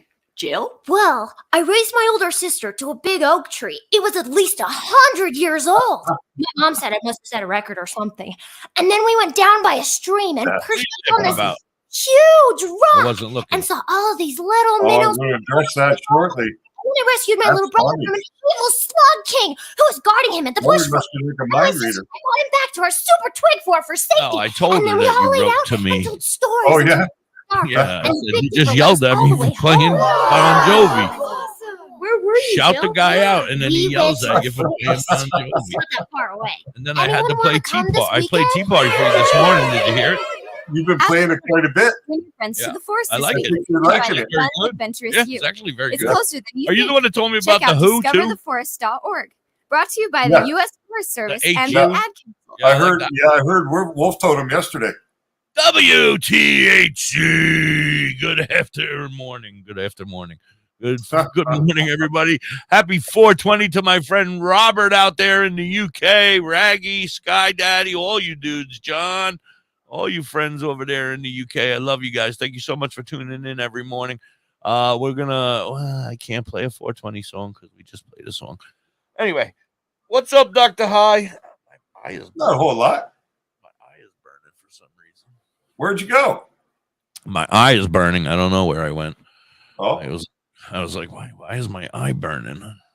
THC. Lack of THC. THC is hard on the eye ball. Maybe I touched it and I rubbed my eye on it. Could be. That's very possible. All right. So, Dr. High, question. Say you put your... What's going on in Vegas? Hold on. I got a question. Can you hear me? Hello? Yeah. Tune in Tokyo. So say you put your plant in dirt yesterday and today sitting here on your table in an air conditioned room at the low degrees of maybe 50. I should immediately put my puppet down and run and put it in the sun. No, it's freaking 50 cold in this room. I got the air conditioner on and it's sitting here on the table. Yeah, you don't want to keep it in the cold. Well, but is it going to be okay if I wait until the end of our show and then I can go run it out and put it in the other room under the light? It's not going to die because I just put it in the soil last night. Probably not, but don't. I don't want it to die. Yeah, no, I'll get it out of here ASAP. Yeah, there's no need to have it. I just didn't want Mrs. Hippie to be in charge of it. I kind of wanted to take care of it in here, but Mrs. Hippie's the gardener. I know, I know. I saw a picture the other day of her herbs and everything outside. Oh, she's got so much. She grows so much shit. It's ridiculous. But I wanted to be responsible for the banana puddingtine. I will still be responsible. I'm still going to go out and take care of it, but right. It's going to go out by her lights where she has the grow lights, I guess, where they have to be. Because I can't plug another plug in here. This fucking room's going to explode. If I put one more plug in here, it's going to be like the Christmas Story when he goes to plug in the Christmas tree. Nobody make a move. Yeah, that's a pretty funny one. Everything's going to blow up in here because I got like one cord plugged in here and then like three of them. Octopus outlets or something like that. Oh my God, worse than that. I got an extension cord that has 3 plugs on the end, a very powerful extension cord. So I'm not too worried about that one. But then it has 3, what do you call those things? Strips, power strips. Yep. Three of them. Three of them plugged into that extension cord. And then each one of them power strips is full. Boom, boom, boom, boom, boom, boom, boom, boom, boom, boom, boom, boom, boom, boom. And it's all running off of one plug in the other room. And your studio is a bathroom, right? Yes. But it never got we all know electricity and water mix. Well, no. It never got the electric or the water done in here. Oh, okay. Just an empty shell. It just turned into an empty shell. The guy never did the job he was supposed to do. Not too much. Welcome, everybody. Good morning. Hi, Alrisha. How are you, sweetie? Good to see you. Thank you so much. If you guys have any questions for the doctor, please feel free to ask. Hi. It says Facebook user. Hi, Facebook user. I don't know who you are. That's one thing a lot of people don't know. I'm just looking at the comments here, and Lori's saying that it's already got a scent. If you want to know what your plant's going to smell like when it finishes off, you can start to get an approximation of it by simply taking the stem, the main stem as it's growing, and just rub it between your thumb and your forefinger and smelling that, and it'll give you an indication. Oh, baby. It's potty time for the puppy. Let's go. Get him. Do you want to go inside, Loki boy? Loki, it's time to go out. He already messed up the carpet. Right around this time every day, Loki's got to go potty. Go on, buddy. That Mickey Mouse, that's very valuable. Be very careful with that back there, that cookie jar. Oh, yeah? It could be. That's for a long time. That's my man Badger Heart Puppetry. Now I know who you are. Hi, Badger Heart. Good to see you. Nice. Are you going out or not, Pup? Puppetry. Badger Heart Puppetry. Yeah, hands up. Go on. Everybody put your hands up. All right. So, hi, Kelly. How are you? Dog. He just wanted to look. Yeah, but he's funny, right? I just push him on the ass. I get my foot and I push him on the ass, and if he goes, he goes, and if he doesn't, he doesn't. It's funny. Hey, my wife seen me doing that, so she thought, okay, that works. Now I can figure out whether he really wants to go outside or whether he just wants to sniff. And I don't understand. So she goes and reaches down to give him a little push one day, and her finger went right up his butt. It was funny as hell. She was freaked out by it. But I got her. Yeah, that's not a great feeling. She says it smells like a skunk. I don't know. The dog seems to love her more ever since, though. I don't get it. For breakfast. Badger Heart, if that's you again, I have been fantastic. I love and miss you. You need to join our Discord ASAP. And you need to come over here all the time because this is where we are on Facebook and YouTube and on the radio. Yeah. And this is DoktorHigh. I don't know if you've met DoktorHigh. DoktorHigh, this is Badger Heart Puppetry. Badger Heart Puppetry is he's one of my first. He was my first sponsor, like one of my first sponsors ever. Him and Thomas from the water company have been. What do you have to do with? Is there a reason for that? I mean, do you have something to do with puppets, or? Huh? I get so used to talking to you, I forget you're a puppet. Oh, I am a puppet. Yeah. Sorry, I didn't mean to remind you. Oh, I forget sometimes myself. I know that quest for sentience can be part of that, just like Pinocchio. Wanting to be a real boy. Badgerheart is actually building. He's in the process. I mean, he probably hasn't even gotten started yet because he's got a million things to do. He's got a big festival. Hey, I got a birthday coupon for cigarettes. What is that? A birthday coupon for cigarettes? One of the brands will send you a coupon. Here's $5 off your carton. Usually a birthday coupon for sex, not for cigarettes. Yeah, I prefer that. The hubby's giving it anyway. I don't know. Sex before. Anyway, Badgerheart has a big festival, but he's going to end up building the new hippie eventually, and he'll be building my new puppet eventually when he has time. No rush, Badgerheart. I love you. You're a very busy man. How's the festivals going? Good, I hope. Wow. Damn, I'm going to miss. Yeah. Go ahead. Oh, I'm going to say, well, I'm really wishing that I was able to go to America. Vegas has opened up for consumption lounges. And for real, they're going to be opening all over the place in Vegas. And one of them, a place called Planet 13, has been called the Walmart of cannabis. Sounds like Vegas is the place to go. Wow. Yeah. Yeah. It's new because they've only had a single consumption lounge there up until the county just allowed these to come up, and apparently a lot are coming. And this one, we've got one that's opening. It's 12,000 square feet of cannabis, a consumption lounge. So I would imagine they're going to sell the product of some sort. Well, no, it's not going to be, because they're probably not going to mix cannabis and alcohol. So it'll be like a cannabis lounge, like a cannabis bar. Speaking of that, I got a couple things I want to talk to. I've been wanting to. The weekends are rough because I think of so many things we could talk about, and then I forget them because I'm high.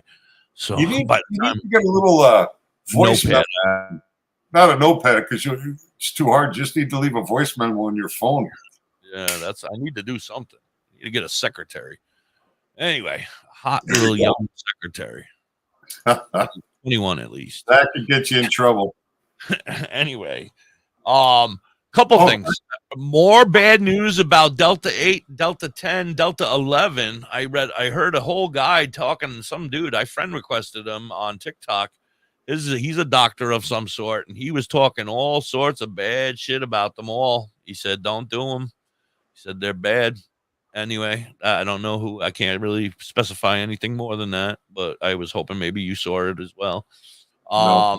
I've seen one guy on TikTok recently talking about cannabis, which I've not seen before. Clean cut guy, probably about my age. Let's see if we can see who he is. But yeah, I've seen this guy. But how do I know who's my? How do I find the people I am following?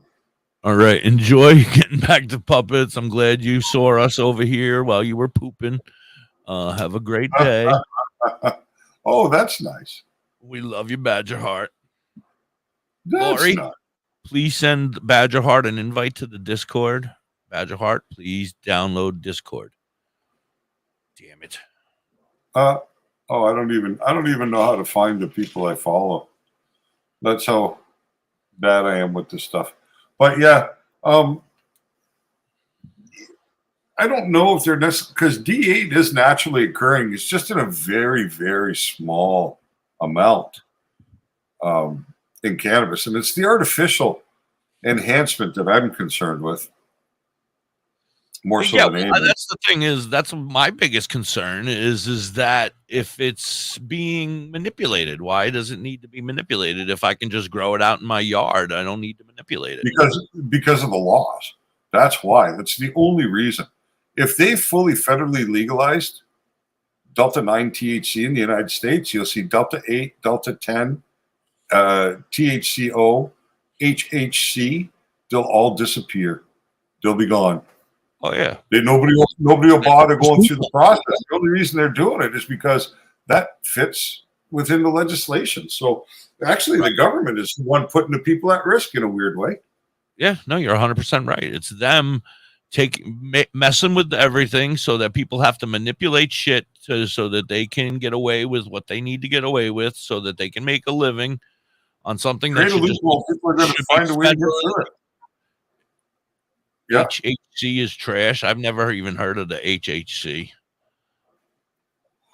Yeah, I don't remember exactly what the wording is, but it's another manipulated cannabinoid.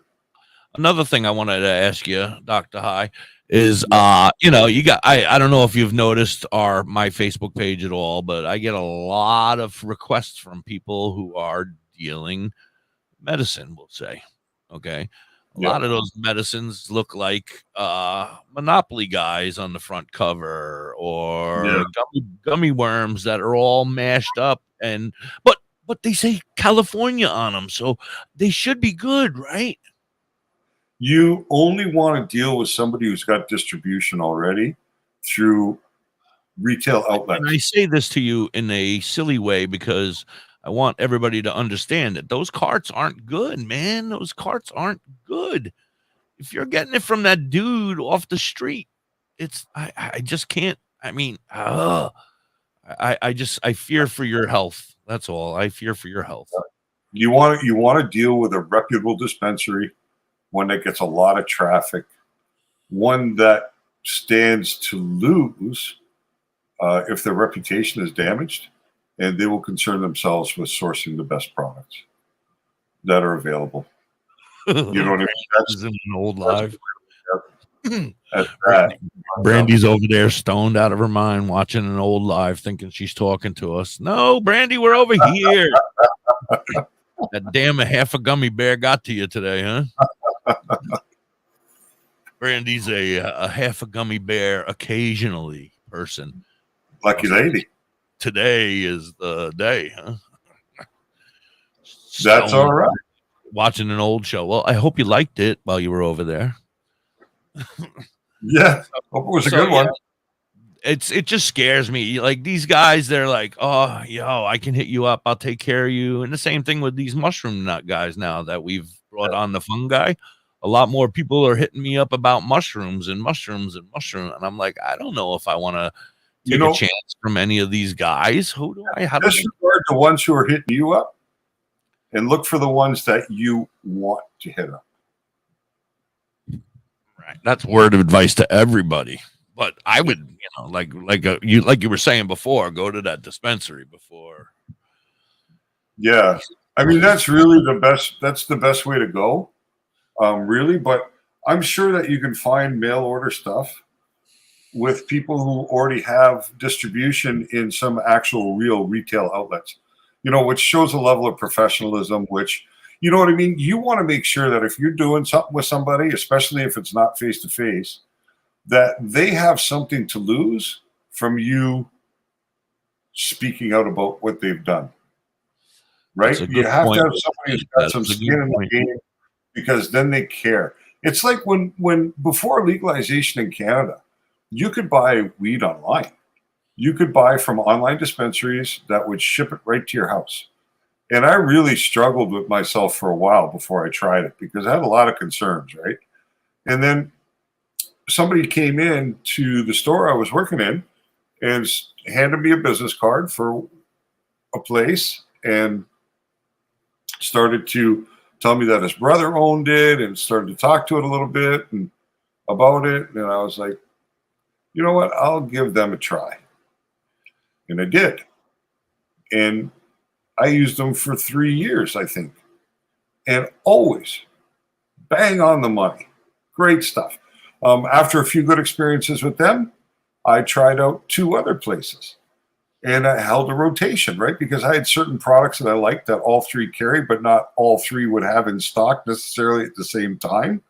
Some of the edibles that I really liked, the dosing was right, the quality was good, so I like to stick with those. But sometimes one would be out of stock and the other wouldn't. But in all those years, I never had a negative experience. I never lost a penny. My shit always showed up when it was supposed to show up, the way it was supposed to show up. It was correct. And I came to the reasoning that these guys were doing something that they weren't supposed to be doing, right? Well, they were selling cannabis online when cannabis wasn't legal yet. And you couldn't sell it online for sure, even in the beginning when it was legal. So what was at risk for them? It would take one phone call to the police to say, I sent my money to these guys for this cannabis product, and they never sent it. This is the website. And now the problem begins, right? I think that, and I agree with you 100%. You're saying everything, and I'll let you keep going. But I think that, what I need is that right there, DD Dabs, somebody that I know in the industry, people that I respect, to give me a reputable name that they've used in the past. When these guys that are coming into my Facebook page and they're hitting me up and saying, I got 7,000 messages saying, this is the person I try, this is the person I trust, and this is the person I try, and this is the person I trust. And I'm like, I don't even know any of you. God bless you, sir. They usually come in threes. I guess I'm going to get lucky that time. But yeah, like, we're going to find them. We've only been doing at this for a couple of weeks, but the word's going to get around, right? It's Facebook, primarily, right? So the word's going to get around. People will come to interact with us. If they seem like they're real and legitimate people, we'll bring them in. We'll talk to them. We'll get to know who they are a little bit and about what they're doing. And then through these things, you'll find a pathway to a better way of obtaining your medicine. Thank you very much, Dee. Appreciate it. It just concerns me, and I know that there's probably way better ways for me to get medicine than the way I'm getting it. But it's all pretty uncertain, right? And you can't afford a loss. There was a guy last night. I don't know him. He goes live. He's probably very famous amongst the Canna family, but I haven't really spoken with him yet. Anyway, he was doing a live and he was digging in his jar of dabs.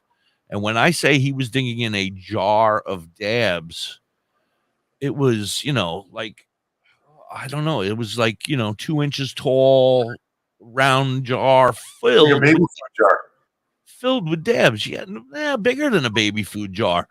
But it would look like a dispensary kind of jar, though. It had like a label on it and everything. It looked like a legit jar of dabs. And I'm like, oh my God, I couldn't even imagine having that much dabs. I go and I get this little fucking diamond, diamond gem pack of fucking, from like when we did cocaine back in the day with shatter in it. And I'm like, what the fuck is this little chink?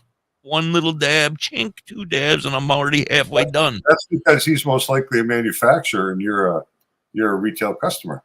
That's the difference. That's the difference, right?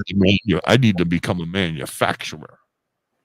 Like that's just the way it is. Like when I was producing, there might be times that I'd have 15,000 grams of shatter in my house. Like, you know what I mean? Yeah. Just incredible amounts, like sheets like the size of a desktop calendar. I know. I watched these come out of the office, right? Out of the ovens. I watch them take like sheets and just drop it into the damn thing as it's going, and I'm like, that's like 6 years worth of shit you're doing in one fucking hit, you motherfucker. Don't make me jealous like this. I'm like, I'll never see that much. And then I went, an ounce of wax in a mason jar. Now, I am going to, anybody out there, if you're in the Pennsylvania area, I am going to a 420 festival this weekend down in, I don't know where it is. Curly Kelly, you know where it is? She lives in New York. She knows better than me. It's in West End, I think. West End. It's a 420 festival. Now, the last time I went to a 420 festival, not this one, a different one, but it was similar to this one. There were a lot of dudes there selling stuff that they said, wink, wink, was, every sign said CBD, CBD, CBD, hemp, CBD, CBD. But when you went up to them, they were like, no, this is the real shit, and they gave you a wink and they're like, how much do you want? And they had fantastic prices and blah, blah, blah. I bought, I would say, an ounce of dabs. All right. very nice chunk of dabs, just a big old block of ripped up fucking just a chunk. He cut it off of a big old thing. I brought it home. It was okay. It wasn't great. I ended up sending it to a friend of mine, to be renamed nameless, and he used it for cooking purposes. And I don't even know how it turned out for that, but it wasn't good, and I was very disappointed. And now I'm gonna go to this weekend again, and I'm gonna walk around. I'm gonna see all these fools selling shit. I don't know what my question is, but go. Listen, the whole thing is, right, if you're going to a hemp festival in a state where cannabis is legal, it's technically a 420 festival, not a hemp. It doesn't call it hemp. But if the product is not legal, then you can't be getting the real product because they're not all set up there to get busted. You know what I mean? Nobody's going there to get arrested, these vendors and whoever it is. So they got to make sure their product's in compliance. Period. But what I want to tell you, though, is there was a tent over here that said medical patients only, and you were able to go in there and vape or smoke your medical medicine while you were there. But they weren't selling it, were they? That was just a consumption area. I don't know. I wasn't fond of the flour. I bought 2 ounces of flour that day and an ounce of dabs, and I got home, and when I say it was over, I was kind of disappointed in the whole situation. And then that's what scares me about buying something from somebody. You know, like, I don't know what that guy had in his jar of whatever he was dabbing, you know? I mean, he might think it's good, but it might taste like poop and cocky. Yeah, but you don't know that when you buy from the dispensary either. I feel safer from a dispensary than I do from some dude off the street.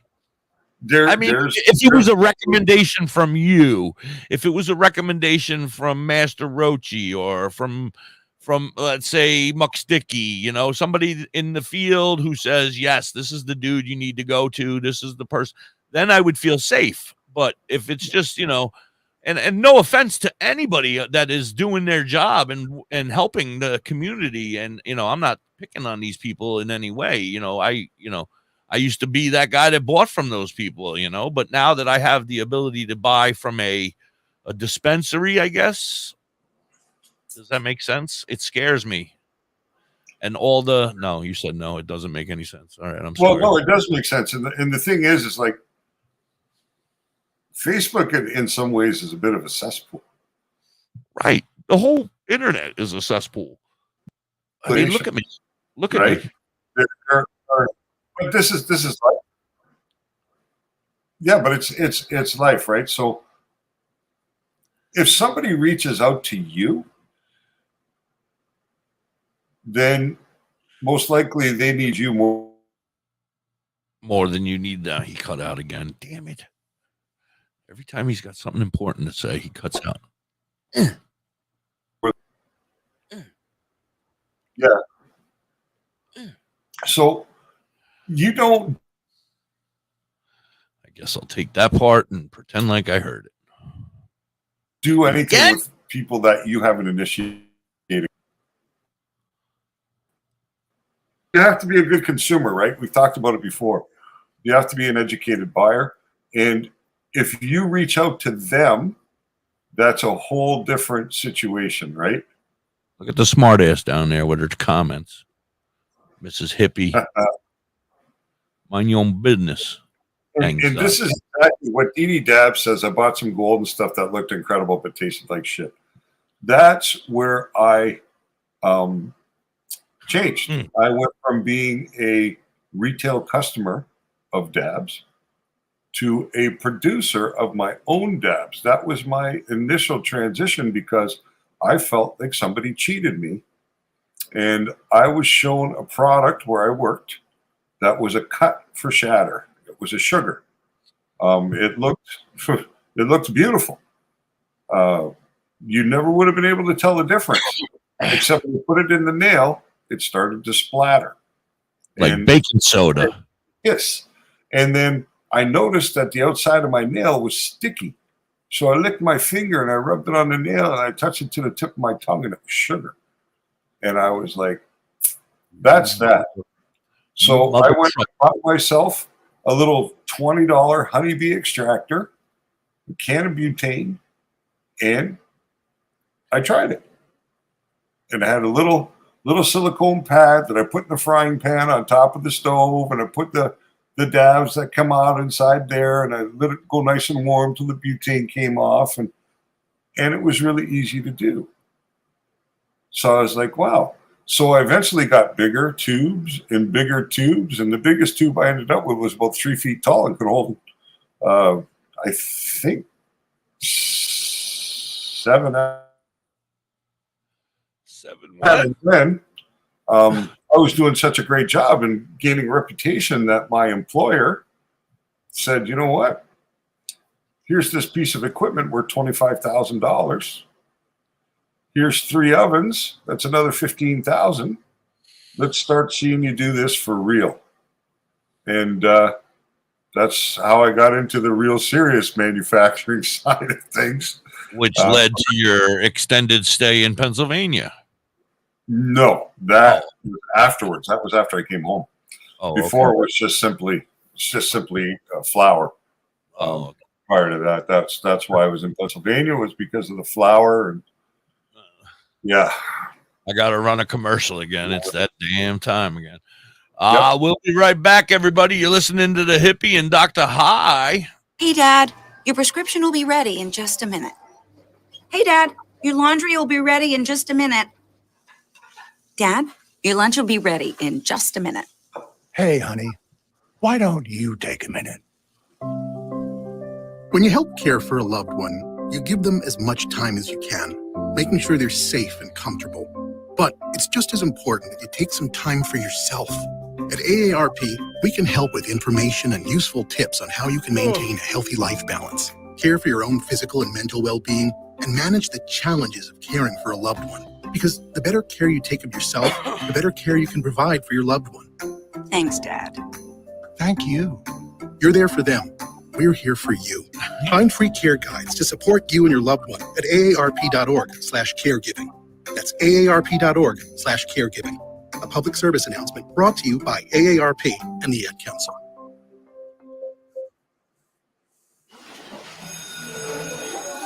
All right, class. Let's hear what everyone did this weekend. Jill? Well, I raised my older sister to a big oak tree. It was at least 100 years old. My mom said I must have set a record or something. And then we went down by a stream and perched up on this huge rock and saw all of these little minnows swimming around way below us. And then I rescued my little brother from an evil slug who was guarding him at the bush fortress. And my sister and I brought him back to our super twig fort for safety. And then we all laid out and told stories until it got dark. And the Big Dipper led us all the way home. Awesome. Where were you, Jill? Yeah, we went far away. Ask your parents to take you and your friends to the forest this week and find the fun, adventurous you. It's closer than you think. Check out discovertheforest.org. Brought to you by the U.S. Forest Service and the Ad Council.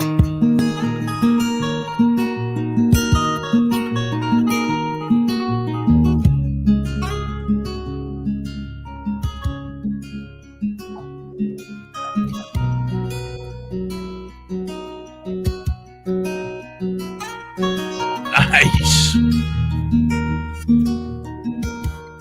Give him a carrot and quiet him down. Back on the Carrot? road again with he loves carrots. Really? Yeah. That's odd. Be deaf, dumb, and blind, and still try. Just raw? Yep. Just chew on that shit? Yeah. Find carrot everywhere? No, he cleans up after himself, actually. He leaves very few crumbs. Lucky you. Yeah. I got a first floor room, yeah, a real first class scene. TV like this doesn't song. work, but they swear they'll fix the heat. I've been This is my good drinking buddy wine, Scotty. just trying to kill some time. Until the sun see, Lori? comes up, DoktorHigh and I loves it find too. myself back on the ground. I do too. Yeah, well, time is money, and money blue dance with all time elsewhere. I've got plenty of what I'm saying. I ain't bled out yet.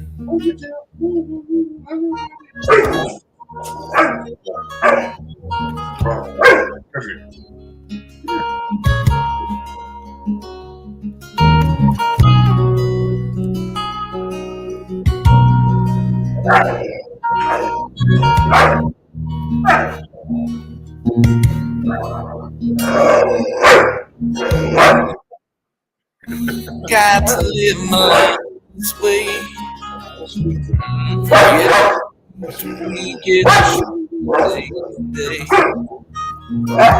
Ain't got much, I just got a trowel and float. Hail a stone mason down the road I go. Yeah, well, time is money, and money is blood and sweat. All time and sweat. I've got plenty of what I'm saying.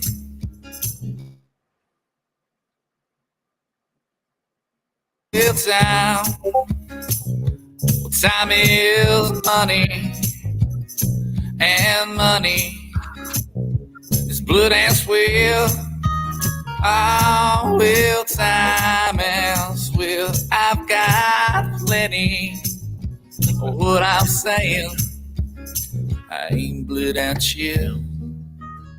I ain't bled out yet. I ain't bled out yet.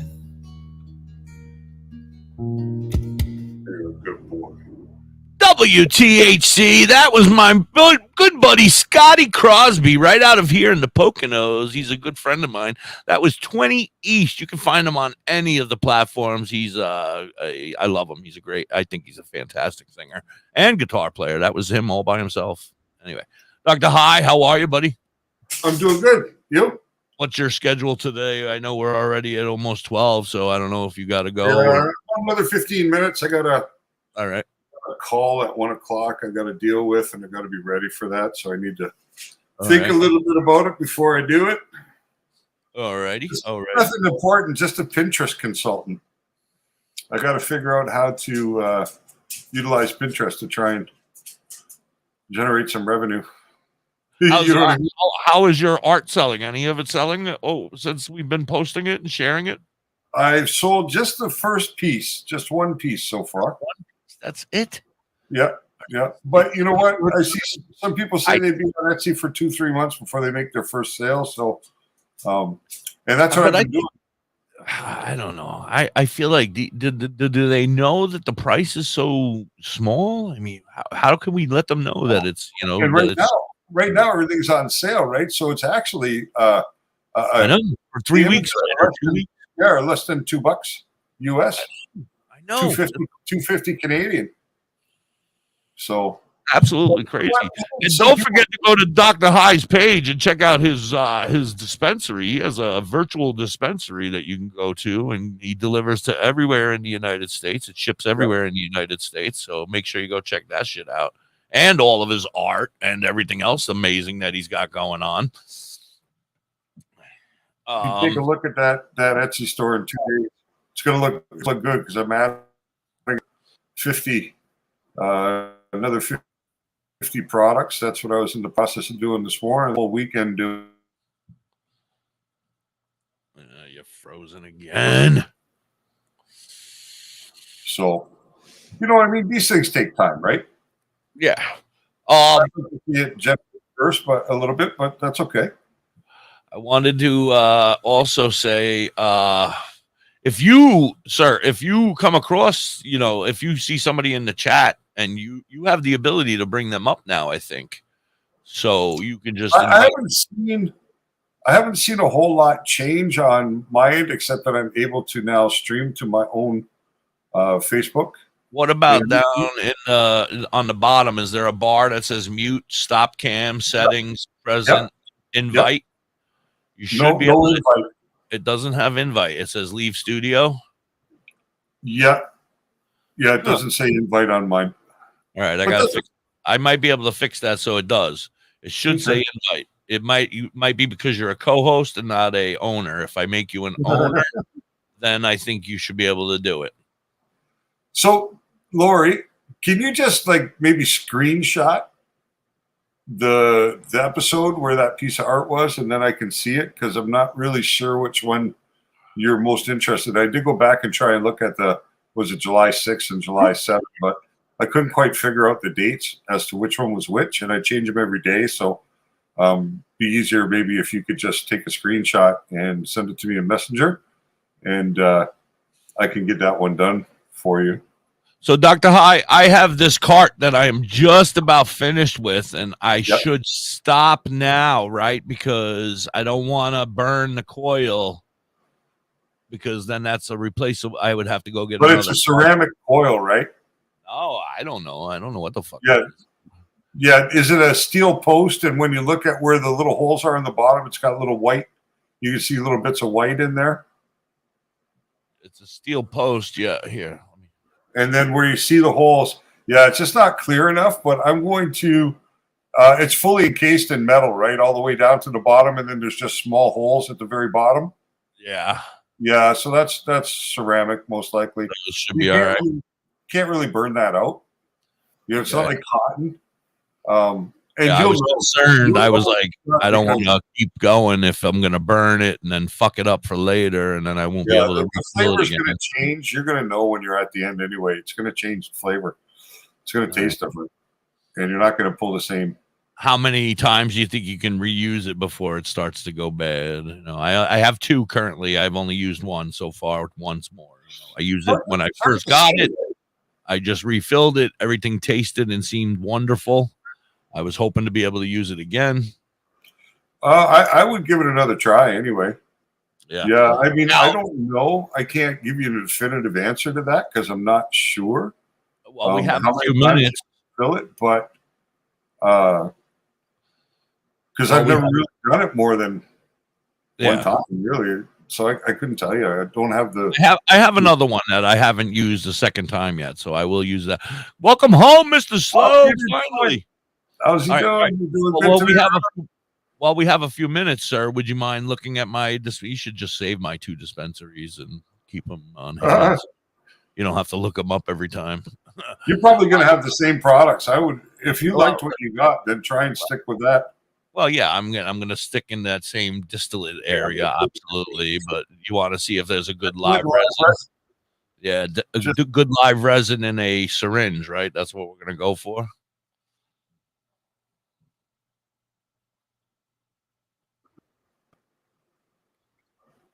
No, what dispensary is it?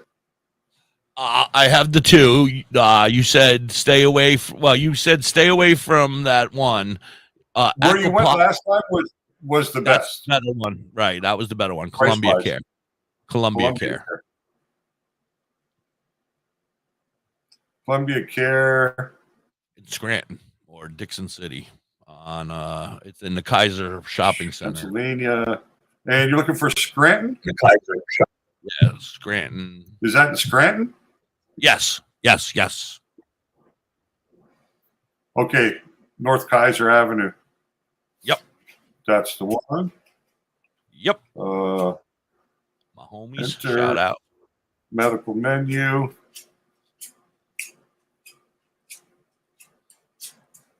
Starting to populate.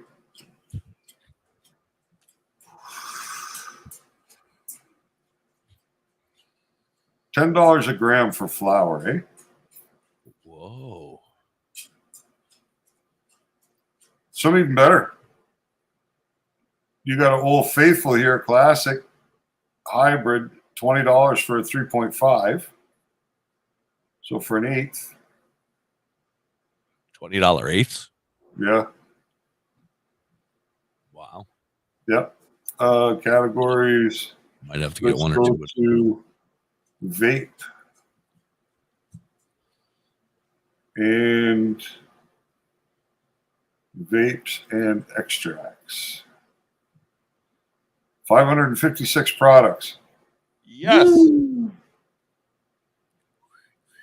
So they got 1 gram. They got 1 gram carts on. Of distillate. You can't tell whether they're distillate or live resin. Let's see. Combination of distillates at $60 from a company called Shine. So not too bad. I just bought a vape the other day, a 3 gram vape for $50. So yeah, 3 grams. I'm getting 1 gram for 60. Yeah. US, that'd be 70 here. Oh my God. But that Shine doesn't look like a bad deal. That's expensive. That live resin, $65 for a half gram, 130 a gram. Wouldn't touch that. Then you got Cookies brand with an indica, a live resin indica, $75 for the gram. Not bad, 76%. I need 90. Yeah. Pretty rare find, I would think, in the 90s. I don't know how you found it in the 90s before because it wasn't labeled in the 90s, but you know what? Good company will package based upon we'll test based upon each batch, right? So we have a very important question from Tina. Well, both of them are synthesized. So depending on the manufacturer, they're actually probably okay, but it's really about the process and who's making it and how much effort did they put into removing the solvents afterwards. You know what I mean? What's the process? What's the ethical standard of the company? So, read your packaging, I guess. Research that I've done, Delta-8 can be a good THC for people suffering with cancer. It can help a lot with the chemotherapy side of things and the pain that they're having. D10, see, the thing is being in Canada where it's legal, we don't deal with D8 and D10. So it's never really been on my radar, right? So it's something I actually have to Do you need me to send you some? To know more about it. No, I'm good, thanks. Okay. But I need to understand it better. I understand kind of the processing method and the fact that they're having to use solvents and chemicals, acids and bases to kerosene and gasoline and kryptonite into this. You broke up for the last 10 minutes. Crying out loud. Broke up. Yeah. Pain. Tina, you know. Yeah, I would say for your go ahead. You know, cannabis is funny, right? Because what works for your pain won't work for somebody else's pain. You know, if it's a long-term ongoing pain that's always there, like a nerve pain or something like that, then you want to utilize your cannabis in a way that gives you an extended period of relief, which would make it an edible. That would be the most beneficial for long-term use, right? To give you an extended period of time, 5, 6, 7, 8 hours of relief from the pain. If it's a really intense, sharp pain, then I might transition and use edibles in combination with a distillate just to try and extend or deal with the immediate effects and then have that extended issue afterwards. Well, let's ask Tina. Tina, are you in a legal state? Are you in a non-legal state? Are you in a state where it's medical? Because THCO is just another one of those same products that we were just talking about. It's just a different derivative of regular THC9, which is regular marijuana. Right. Correct, Well, sir? according to Wikipedia, okay, which is what I'm using, THCO acetate is the acetate ester of THC. The term does it describe the manufacturing process? All right, so she's in a bad situation right off the bat because she's in a non-legal state. So we don't even know, Tina. This is all imaginary, everybody. This is imaginary. Well, according to Google, you know how Google lists things, right? You search something, it gives you the thing, and then it gives you, people also ask. So it says, is THCO more potent than regular THC? According to Google, and this is from the Addiction Center, right? So this is the addictioncenter.com. It says, it has been reported by some news outlets that THCO can be up to 3 times more potent than THC. Based on the experience of consumers, this compound is capable of producing more psychedelic effects than other cannabinoids. It's also been said that these effects tend to have a more spiritual tone. There has been very little scientific research done on the effects and dangers of using THCO. It says that chemical compound. All right, so this is how it's made.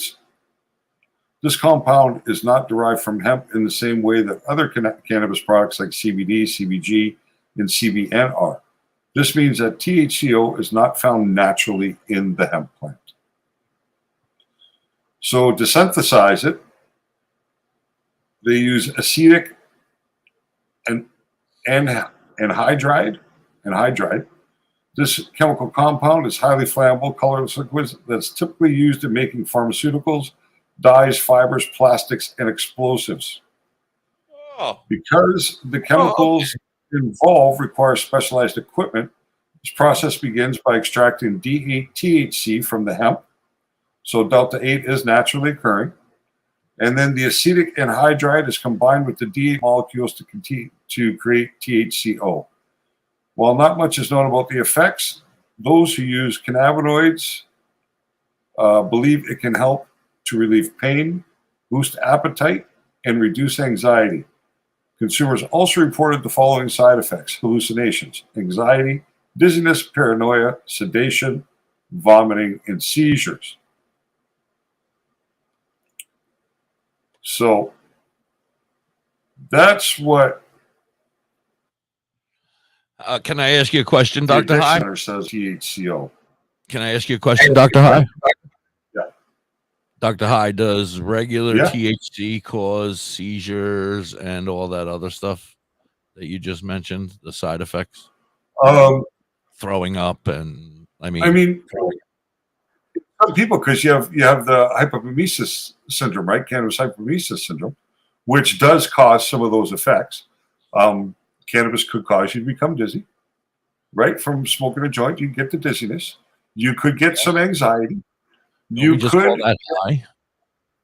Yeah, but I mean, to some people, like let's say your first time you smoke or something like that, it's not the same experience. So, but a lot of the side effects that are being experienced from THCO, yes, can be experienced from THC also. So that doesn't preclude it. And once again, because of these use of pills,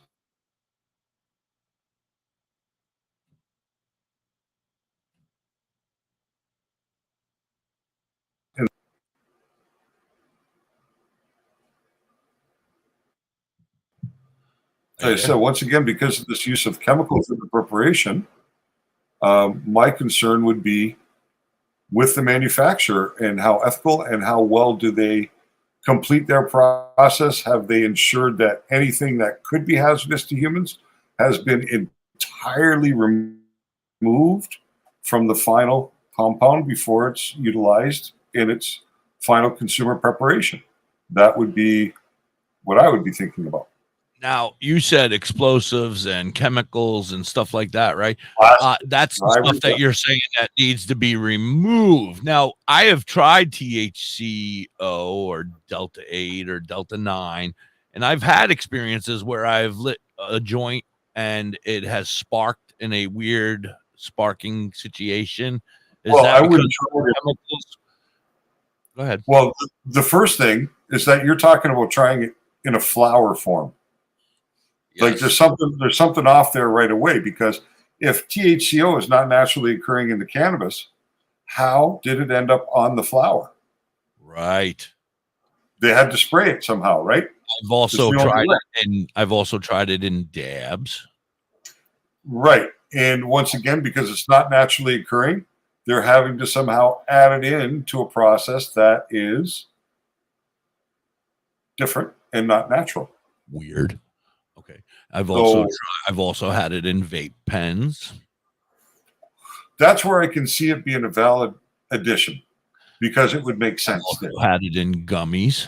And it would make sense in an edible form also. Okay. But not in the form of a shatter, a rosin, a wax, or flour. That doesn't make sense.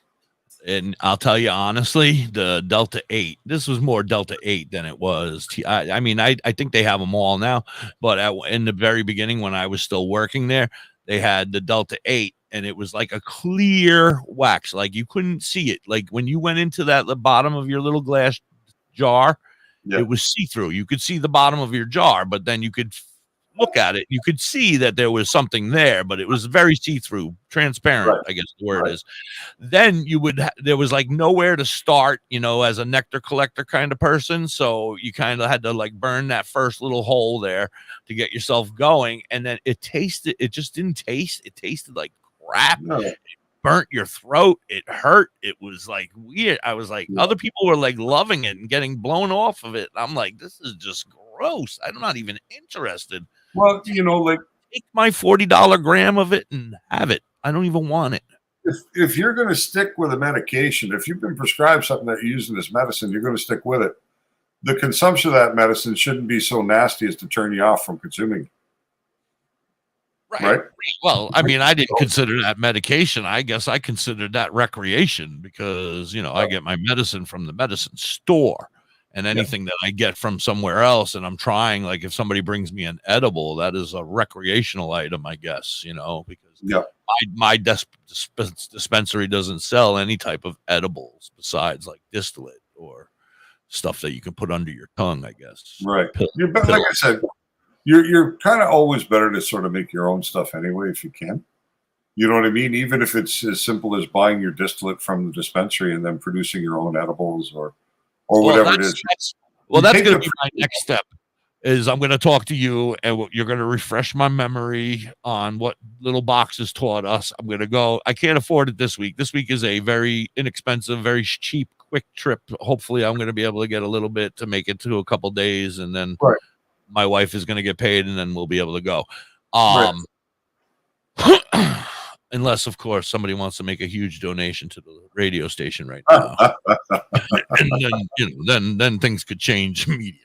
But anyway, that being said, my next goal is to absolutely, I have the Vitamixer. I need to order the powder. I need to, remember it's MCT oil. I can get that at Amazon, as well, or do I get that at the store? No, you can get it from Amazon too. Just make sure that you actually get the oil, because some of it comes like in a powdered form. But you want to get the oil. You can get it at the pharmacy. You can go to Walgreens or whatever. Oh, MCT oil you can get anywhere. Yeah, not anywhere, but you can get it at a pharmacy for sure. All right. Well, I got a Rite Aid at 100 yards from my house. I can walk. So most likely it's going to be right there.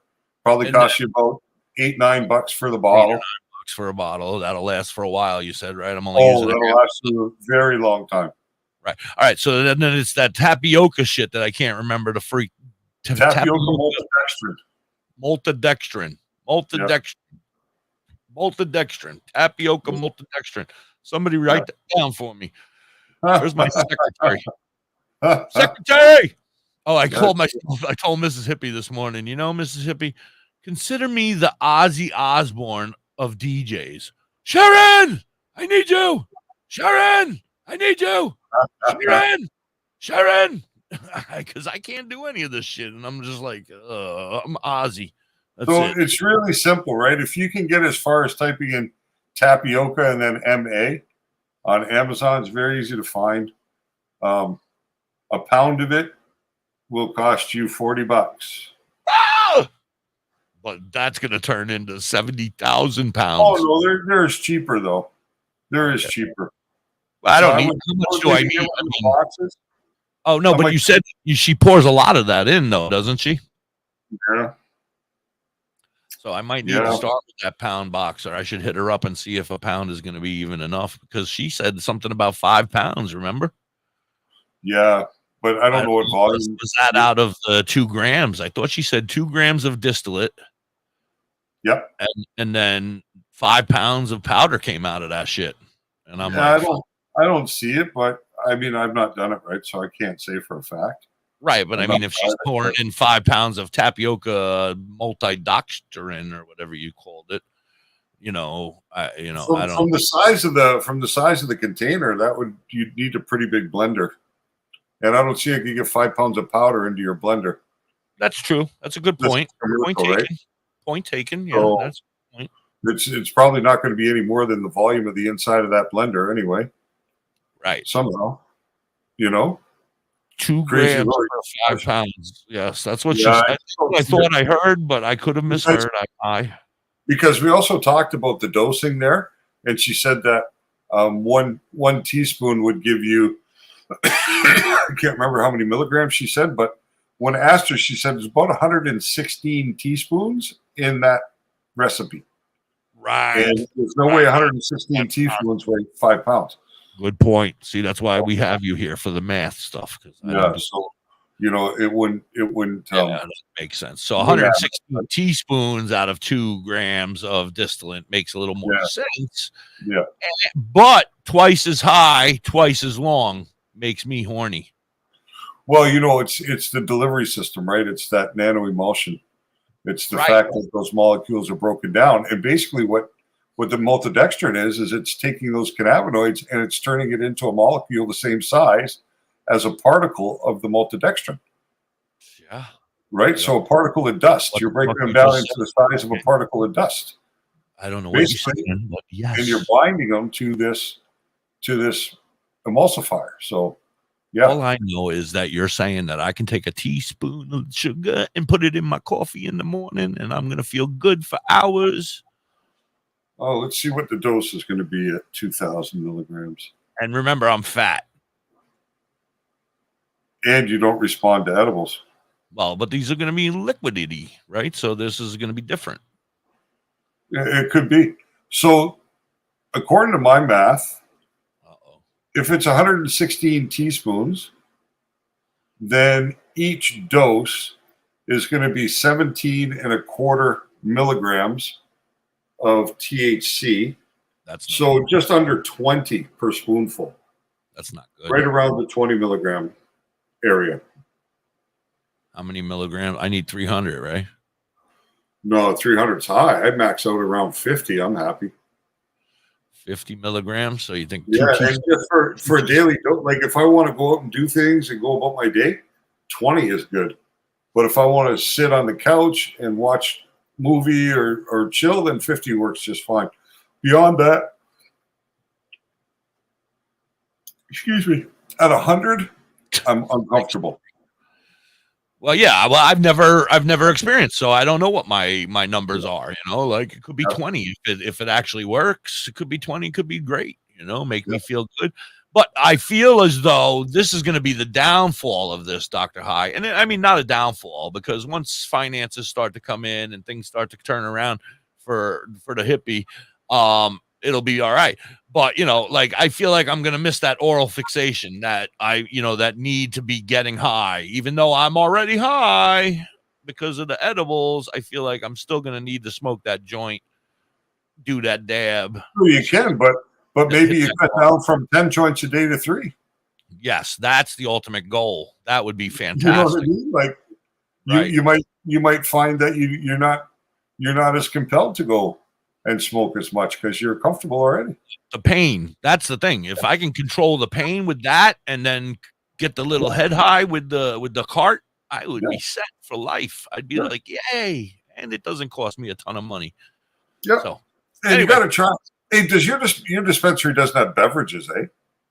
No, nothing. Nothing. Have you seen any dispensaries that have a beverage? No, in Louisiana, my friend Hobbies went to a place that they sold beverages that were laced with. But I did see some woman on TikTok advertising, doing a weed advertisement. Bitch. Anyway, but she was doing it for a drink that she says, you know, her friend, and she did a whole thing. It was pretty cool. She went out and she said, "This is me going out on alcohol," and then she like explains how she felt with drinking alcohol. And then she went out and she drank these drinks that are now out, I guess, that are weed infused drinks, and that she's supporting, and you know, and they're supporting her or whatever it's called, you know. And so she was talking about how wonderful they were and the difference. And she was like, you know, I feel so mellow, but at the same time, happy and in a great mood to be here. When I was on the alcohol, you know, I was great until I got to a certain point. Then I was a mess. I'm still in a great mood here. Then she was like, you know, the alcohol, I woke up the next morning and I felt like absolute shit. And now I wake up the next morning after drinking a 6-pack of these drinks last night and hanging out with my friends, and I feel fabulous. You know, it was just a really well done commercial. It should have been me, but we'll talk about that later. You know, the reason I asked was because if you're able to get your hands on a beverage, by the nature of the product itself, it's most likely nano-emulsified. So then you would know whether or not nano-emulsion would work for you. Right. Good point. So I haven't seen any. I mean, maybe at the smoke shop. Would you trust that? I think you can get them from my dispensary. Really? I know the beverages are there. I'm just going to have a quick look and make sure they're only D9, but I think they are. Tina's asking, is there a good website for dabs or flour or even seeds? If you're in Canada, I can say I can direct you. If you're in the US, it's very difficult for me to. Hi, Kayla. Dr. High's books are amazing. Oh, well, thank you, Kayla. I appreciate that. Did you get them all? I don't know Kayla, so that's phenomenal that she's had a chance to see them. I appreciate that. Yes, that's absolutely amazing. Have you gotten them all, Kayla? There's 25 of them, I think. And he also has a virtual dispensary that you can go to and order flour and dabs, and no dabs, right? Carts. No dabs. There are carts. Seen you on Master Rochi's room once, I guess Kayla's saying. Oh, okay. Okay. Nice. Well, thank you. I appreciate that. That's wonderful. I'm glad because those books have a purpose. And that's to help people find an understanding and gain the confidence to talk with their doctors about potentially adding cannabis therapy to their routines. So pretty good. Oh, but I appreciate that. Absolutely. Much love. Her husband is the one that had brain surgery. I hope he's doing okay. Yeah. How did that go? Was that before or since? And how well is it going since? Oh, Robert can't get high because he's sick. Yeah, that's the worst. Yes, it's so fun. DoktorHigh virtual dispensary. Oh, wrong one. All right, Dr. High, I got to run a commercial again. We missed a 420. We missed a commercial. Yeah. And you were going to leave at 1:15 and it's already 25 after. These things happen. You stay as long as you want. No, I'm not rushing you. These things happen. Just saying. I'm going to run a commercial while you look that stuff up, though, okay? Yeah. Here we go. We'll be right back. You're listening to Da.Hippie and Dr. High on WTHC Radio. Right now, our country feels divided, but there's a place where people are coming together. I gotta tell you, I was nervous to talk to someone so different than me. Me too, but I'm glad we are. Love Has No Labels and One Small Step are helping people with different political views, she went by beliefs, butt and stuff life on experiences come together through conversation, and it feels good. Wow, your story is might so remember her as Yeah. butt stuff. Oh, the one with the They drinks? sit down, talk, and listen to one another. They can break Kayla. down boundaries and connect as human beings. And her At husband's doing okay. He has his days. lovehasnolabels.com/one-small-step, you can listen to amazing, life-changing conversations. I do remember that. Tools to start a conversation of your own. I know one thing. This Oh, I'm conversation. sorry to hear that, Kayla. A lot of hope too. Take a step We're toward praying bringing for our 'em. country and your community Absolutely. together by having the courage to start a conversation. Any research I can do for you or to help you understand something a little bit better, I'm happy to do so. Love Has No Labels and the Ad Council. Absolutely. People do We're some here pretty for cool you. things in their 40s and 50s. Why should saving for retirement be any different? I mean, they go back to And your butt college, stuff. learn new instruments, start skateboarding. Whoa. Okay, maybe that one's not for everybody, but saving for retirement is. With aceyourretirement.org, you Gotta can write get on that track down. with your retirement savings no matter your Butt age. Just have a stuff. 3-minute chat with Avo, the friendly digital retirement coach from AARP. You'll get personalized recommendations based on your input that are easy to understand and work with your lifestyle. It's quick, easy, and free. Plus, it's sponsored by AARP, so you know they got your back. Woohoo! Snarly move, Dad. Thanks, sweetie. So wherever you are in your retirement savings journey, head to aceyourretirement.org and start chatting with Avo today. That's aceyourretirement.org. A message from AARP and the Ad Council. Are you tired of having a dirty brown booty hole? Do you wish your booty hole was pure white? Then you need to call us at 1-800-BLEACH MY BOOTY HOLE, and we will show you how to do this all naturally.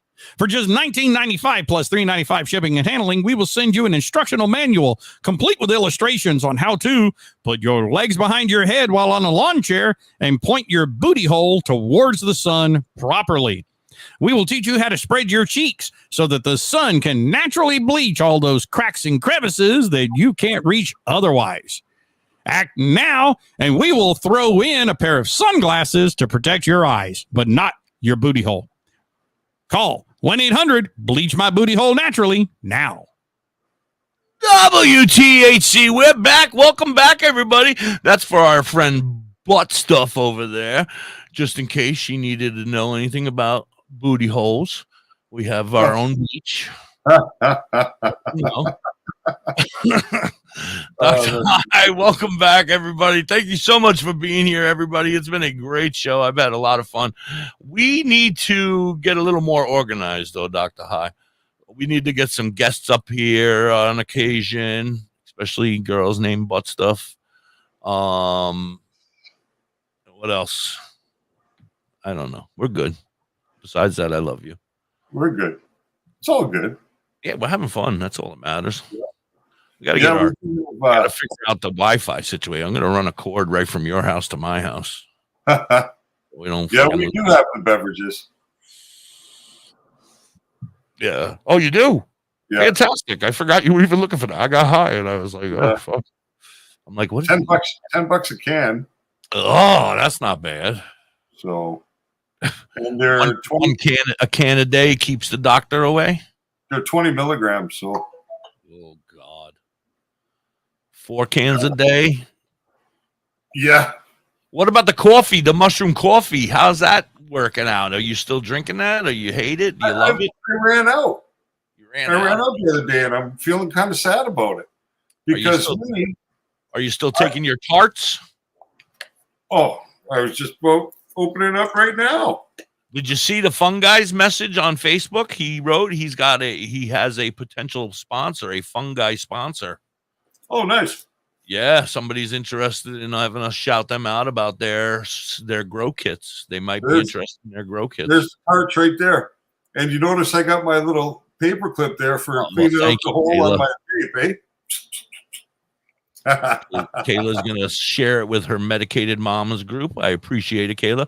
We are on WTHC on Live 365 and TuneIn. We're there every day. I get on at 8 a.m., on the radio, but Dr. High and we get on Facebook and YouTube every day around 10 a.m., and we go until he's tired of talking to me.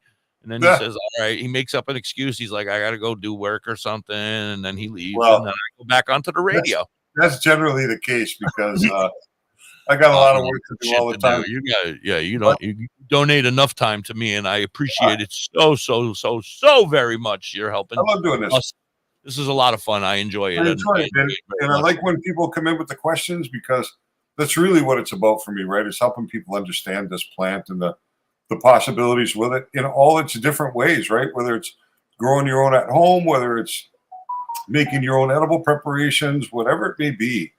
Yeah, it's my pleasure to share what I know with everybody. It's awesome. Raggy has a question over there. I know we're getting ready to wrap up, but he wanted to know, why is it that you can't get as high when you're ill, when you're sick? Now I've been there where you're smoking joint after joint, and you're like, holy shit, I'm just not getting that high. My head is too clogged or something. Yeah, it could be. Maybe if you're taking some cold medication at the same time, perhaps there's some butt stuff. Yes, THC butt stuff. Some. So are you into suppositories? Huh? What? Kayla changed her name to THC butt stuff. So now I'm asking if she's into suppositories. That's funny. You sell suppositories at your dispensary, sir? No. Damn it. I want to get one. No. But I have a dispensary close by that does. Stuff went up Mrs. Hippie's ass when she's sleeping. Oh, jeez. I'm sure she'd love that.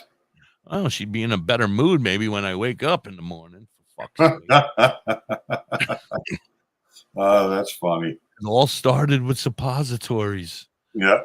See? But yeah, actually, at one of my dispensaries I like to go to, they sell both rectal and vaginal suppositories. I know, you were telling me. That's why I was confused, because I thought maybe you what? Did you just say vaginal? Yeah. You could put weed in your vagina? Yeah. I heard about that, but that was like getting into prison and stuff. The girls used to stuff it in there, but I didn't know you could get high. No, with the suppository, apparently it's good for premenstrual. Pain, I would assume. I hope it's like is it like a lotion of some sort? No, it's a glycerin suppository. Oh God. Same thing you would find for a rectal suppository. You're blowing my mind, DoktorHigh. You're blowing my mind. Yeah. Some women report that they find great relief in it when when they're going through menstruation or prior to it.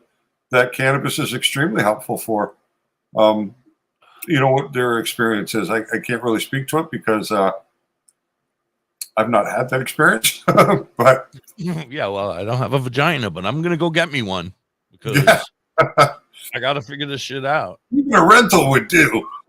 A rental, right? Well, that's what I said. Maybe when Mrs. Hippie's sleeping, I'll walk past her. There you go. Like a syringe. Does it come in a syringe? Like I could just syringe it in there? No, it's just a little suppository. Comes a little. She'll never wake up on the wrong side of the bed again. That's it. You probably. You probably could get high. Absolutely, I would think. I would Isn't think it like a bloodstream thing? Like the whole bloodstream thing? It's mucus membrane. Bloodstream, so yeah, somewhere. It's like a mucus membrane, and they say that rectal uptake is much more effective than any other method. So, what's the difference between a male and a female seed? Says Raggy. Well, you can't tell the difference while they're seeds. You have to wait until the plant decides. What about the stripes? I always heard stripes and stuff like that. That's not true. No. The seeds have different patterns. Yeah, the tiger stripe is what you're looking for on it, because that's usually a general healthy, a healthy seed, right? Like a pale colored seed, a soft seed, a cracked seed. Those are no good. You want a good solid seed. Tiger stripe. I'm sorry, DoktorHigh. Miss Butt Stuff, I hope that you don't have any issues with your butt and we're laughing at your butt stuff and making jokes about butt stuff and you're really sitting over there with butt stuff. But we love you. Thank you so much for being here, and you're making me laugh. It made your legs numb. So it's like a suppository. Like what's it called when you get the baby? What's it called? The epidural. Yeah, an epidural. So it made you numb from the legs down. I would hate for her to be over there suffering from real butt stuff, and we're over here making jokes at her At her convenience? No, at her, what's the word? You come on, help me out. At her situation now. At her situation, I guess, or her sadness. I don't know. Hopefully she's fine, for crying out loud. That's all I'm trying to say. All right. Dr. High. Raggy's got 1 million seeds. He gets them in every bag he gets over there in the United Kingdom. It is totally 100%. That tells me the quality, and that tells me why you're going through 10 grams a day or whatever it is you go through. Right. But it is 100% legal for him to send those from the United Kingdom to some hippie friend he has over here in the United States to try and grow, right? I think if he wanted to grow his own, he should probably look for seed stock out of Spain. He doesn't want to grow his own because he's afraid. I keep trying to tell him to grow his own, but he's like, I don't want to go to jail, and it's illegal.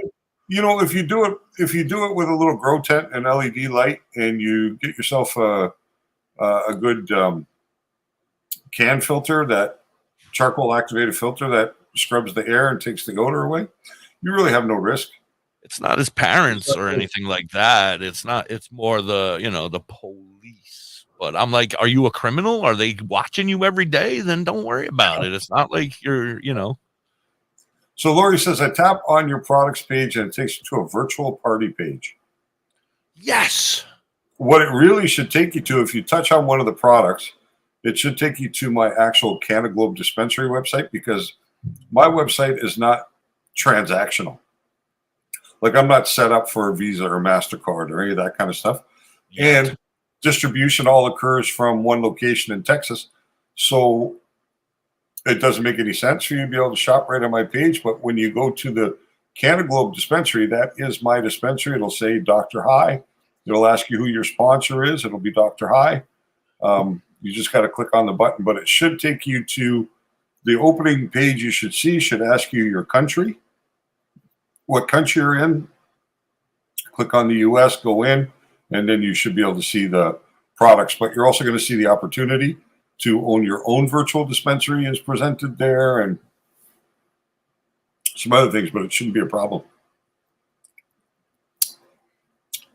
I'd like to be on Discord, but when I'm not on WTHC, I'm busy most of the time. That's the problem, right? Because I was thinking about it too. If you're hanging out with us on Discord, then it's not a novel. It's not an experience for them. So well, there's things to be said for that too. I mean, if you look at the 48 Laws of Power, or they say that you got to retain some air of mystery, but for me, it's not retaining an air of mystery. It's just that I'm trying to build a business at the same time, and that consumes a lot of hours during the day. So I need to work on both. That's all.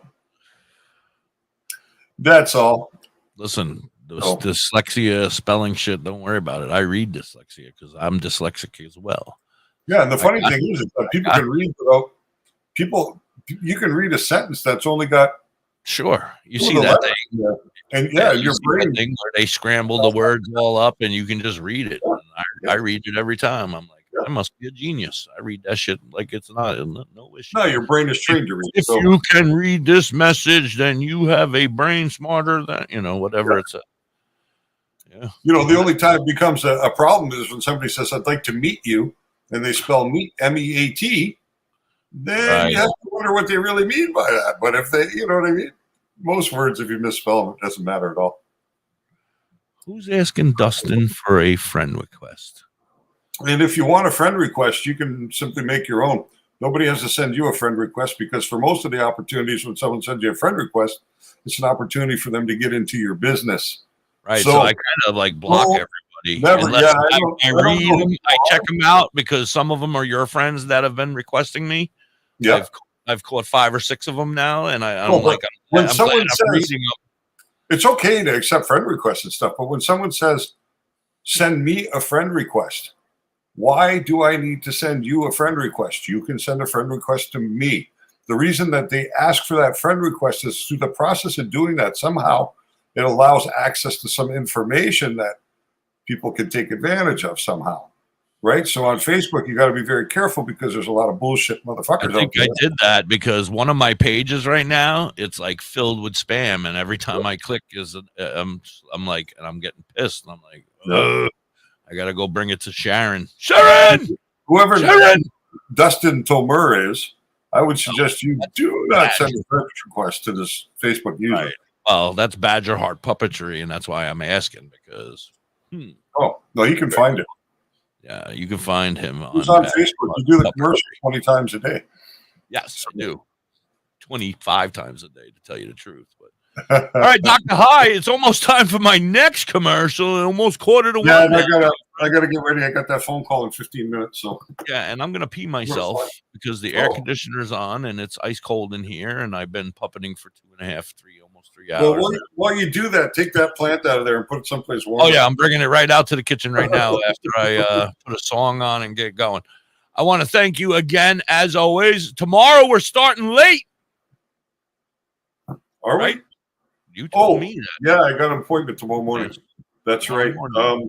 So what time are we coming on, everybody? No, I'm sorry. I think I missed it by a week. I think it's not until next. I think it's not until next Tuesday. Crying out loud. Hold on here. Let me just check. I quit drinking, sir. You're gonna drive me to drink. Let me just check my marijuana drinks, of course. Marijuana drinks.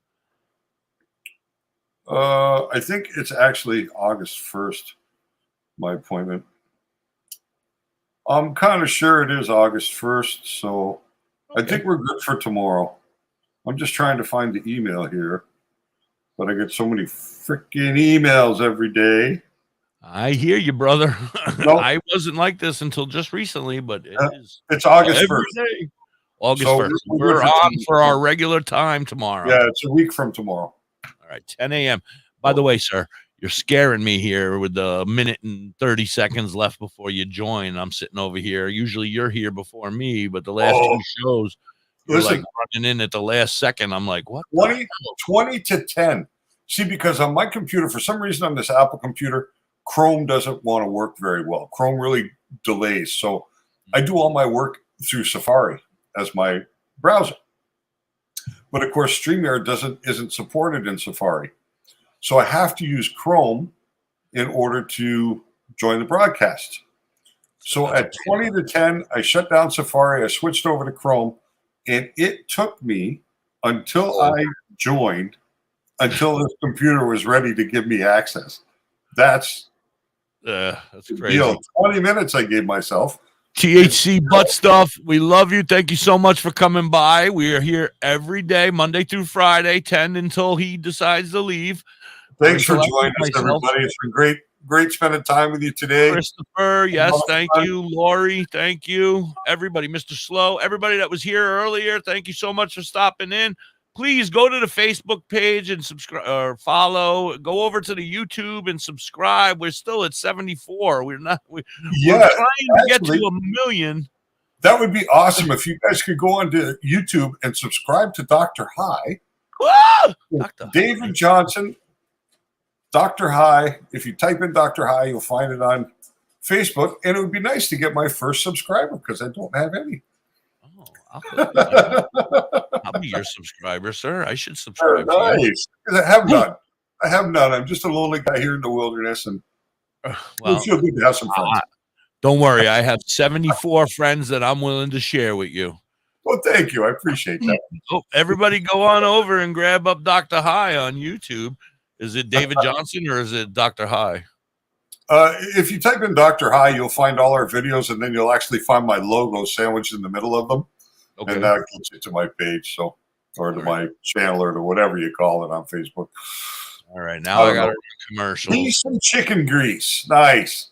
Love all right, and happy hugs. Thank you guys so much. Dr. High, I'm going to hit you up this afternoon, either by text or by call or something, because we really got to sit down and talk for a few minutes and figure some stuff out, because my world is changing, and it's because of you, and I can't thank you enough.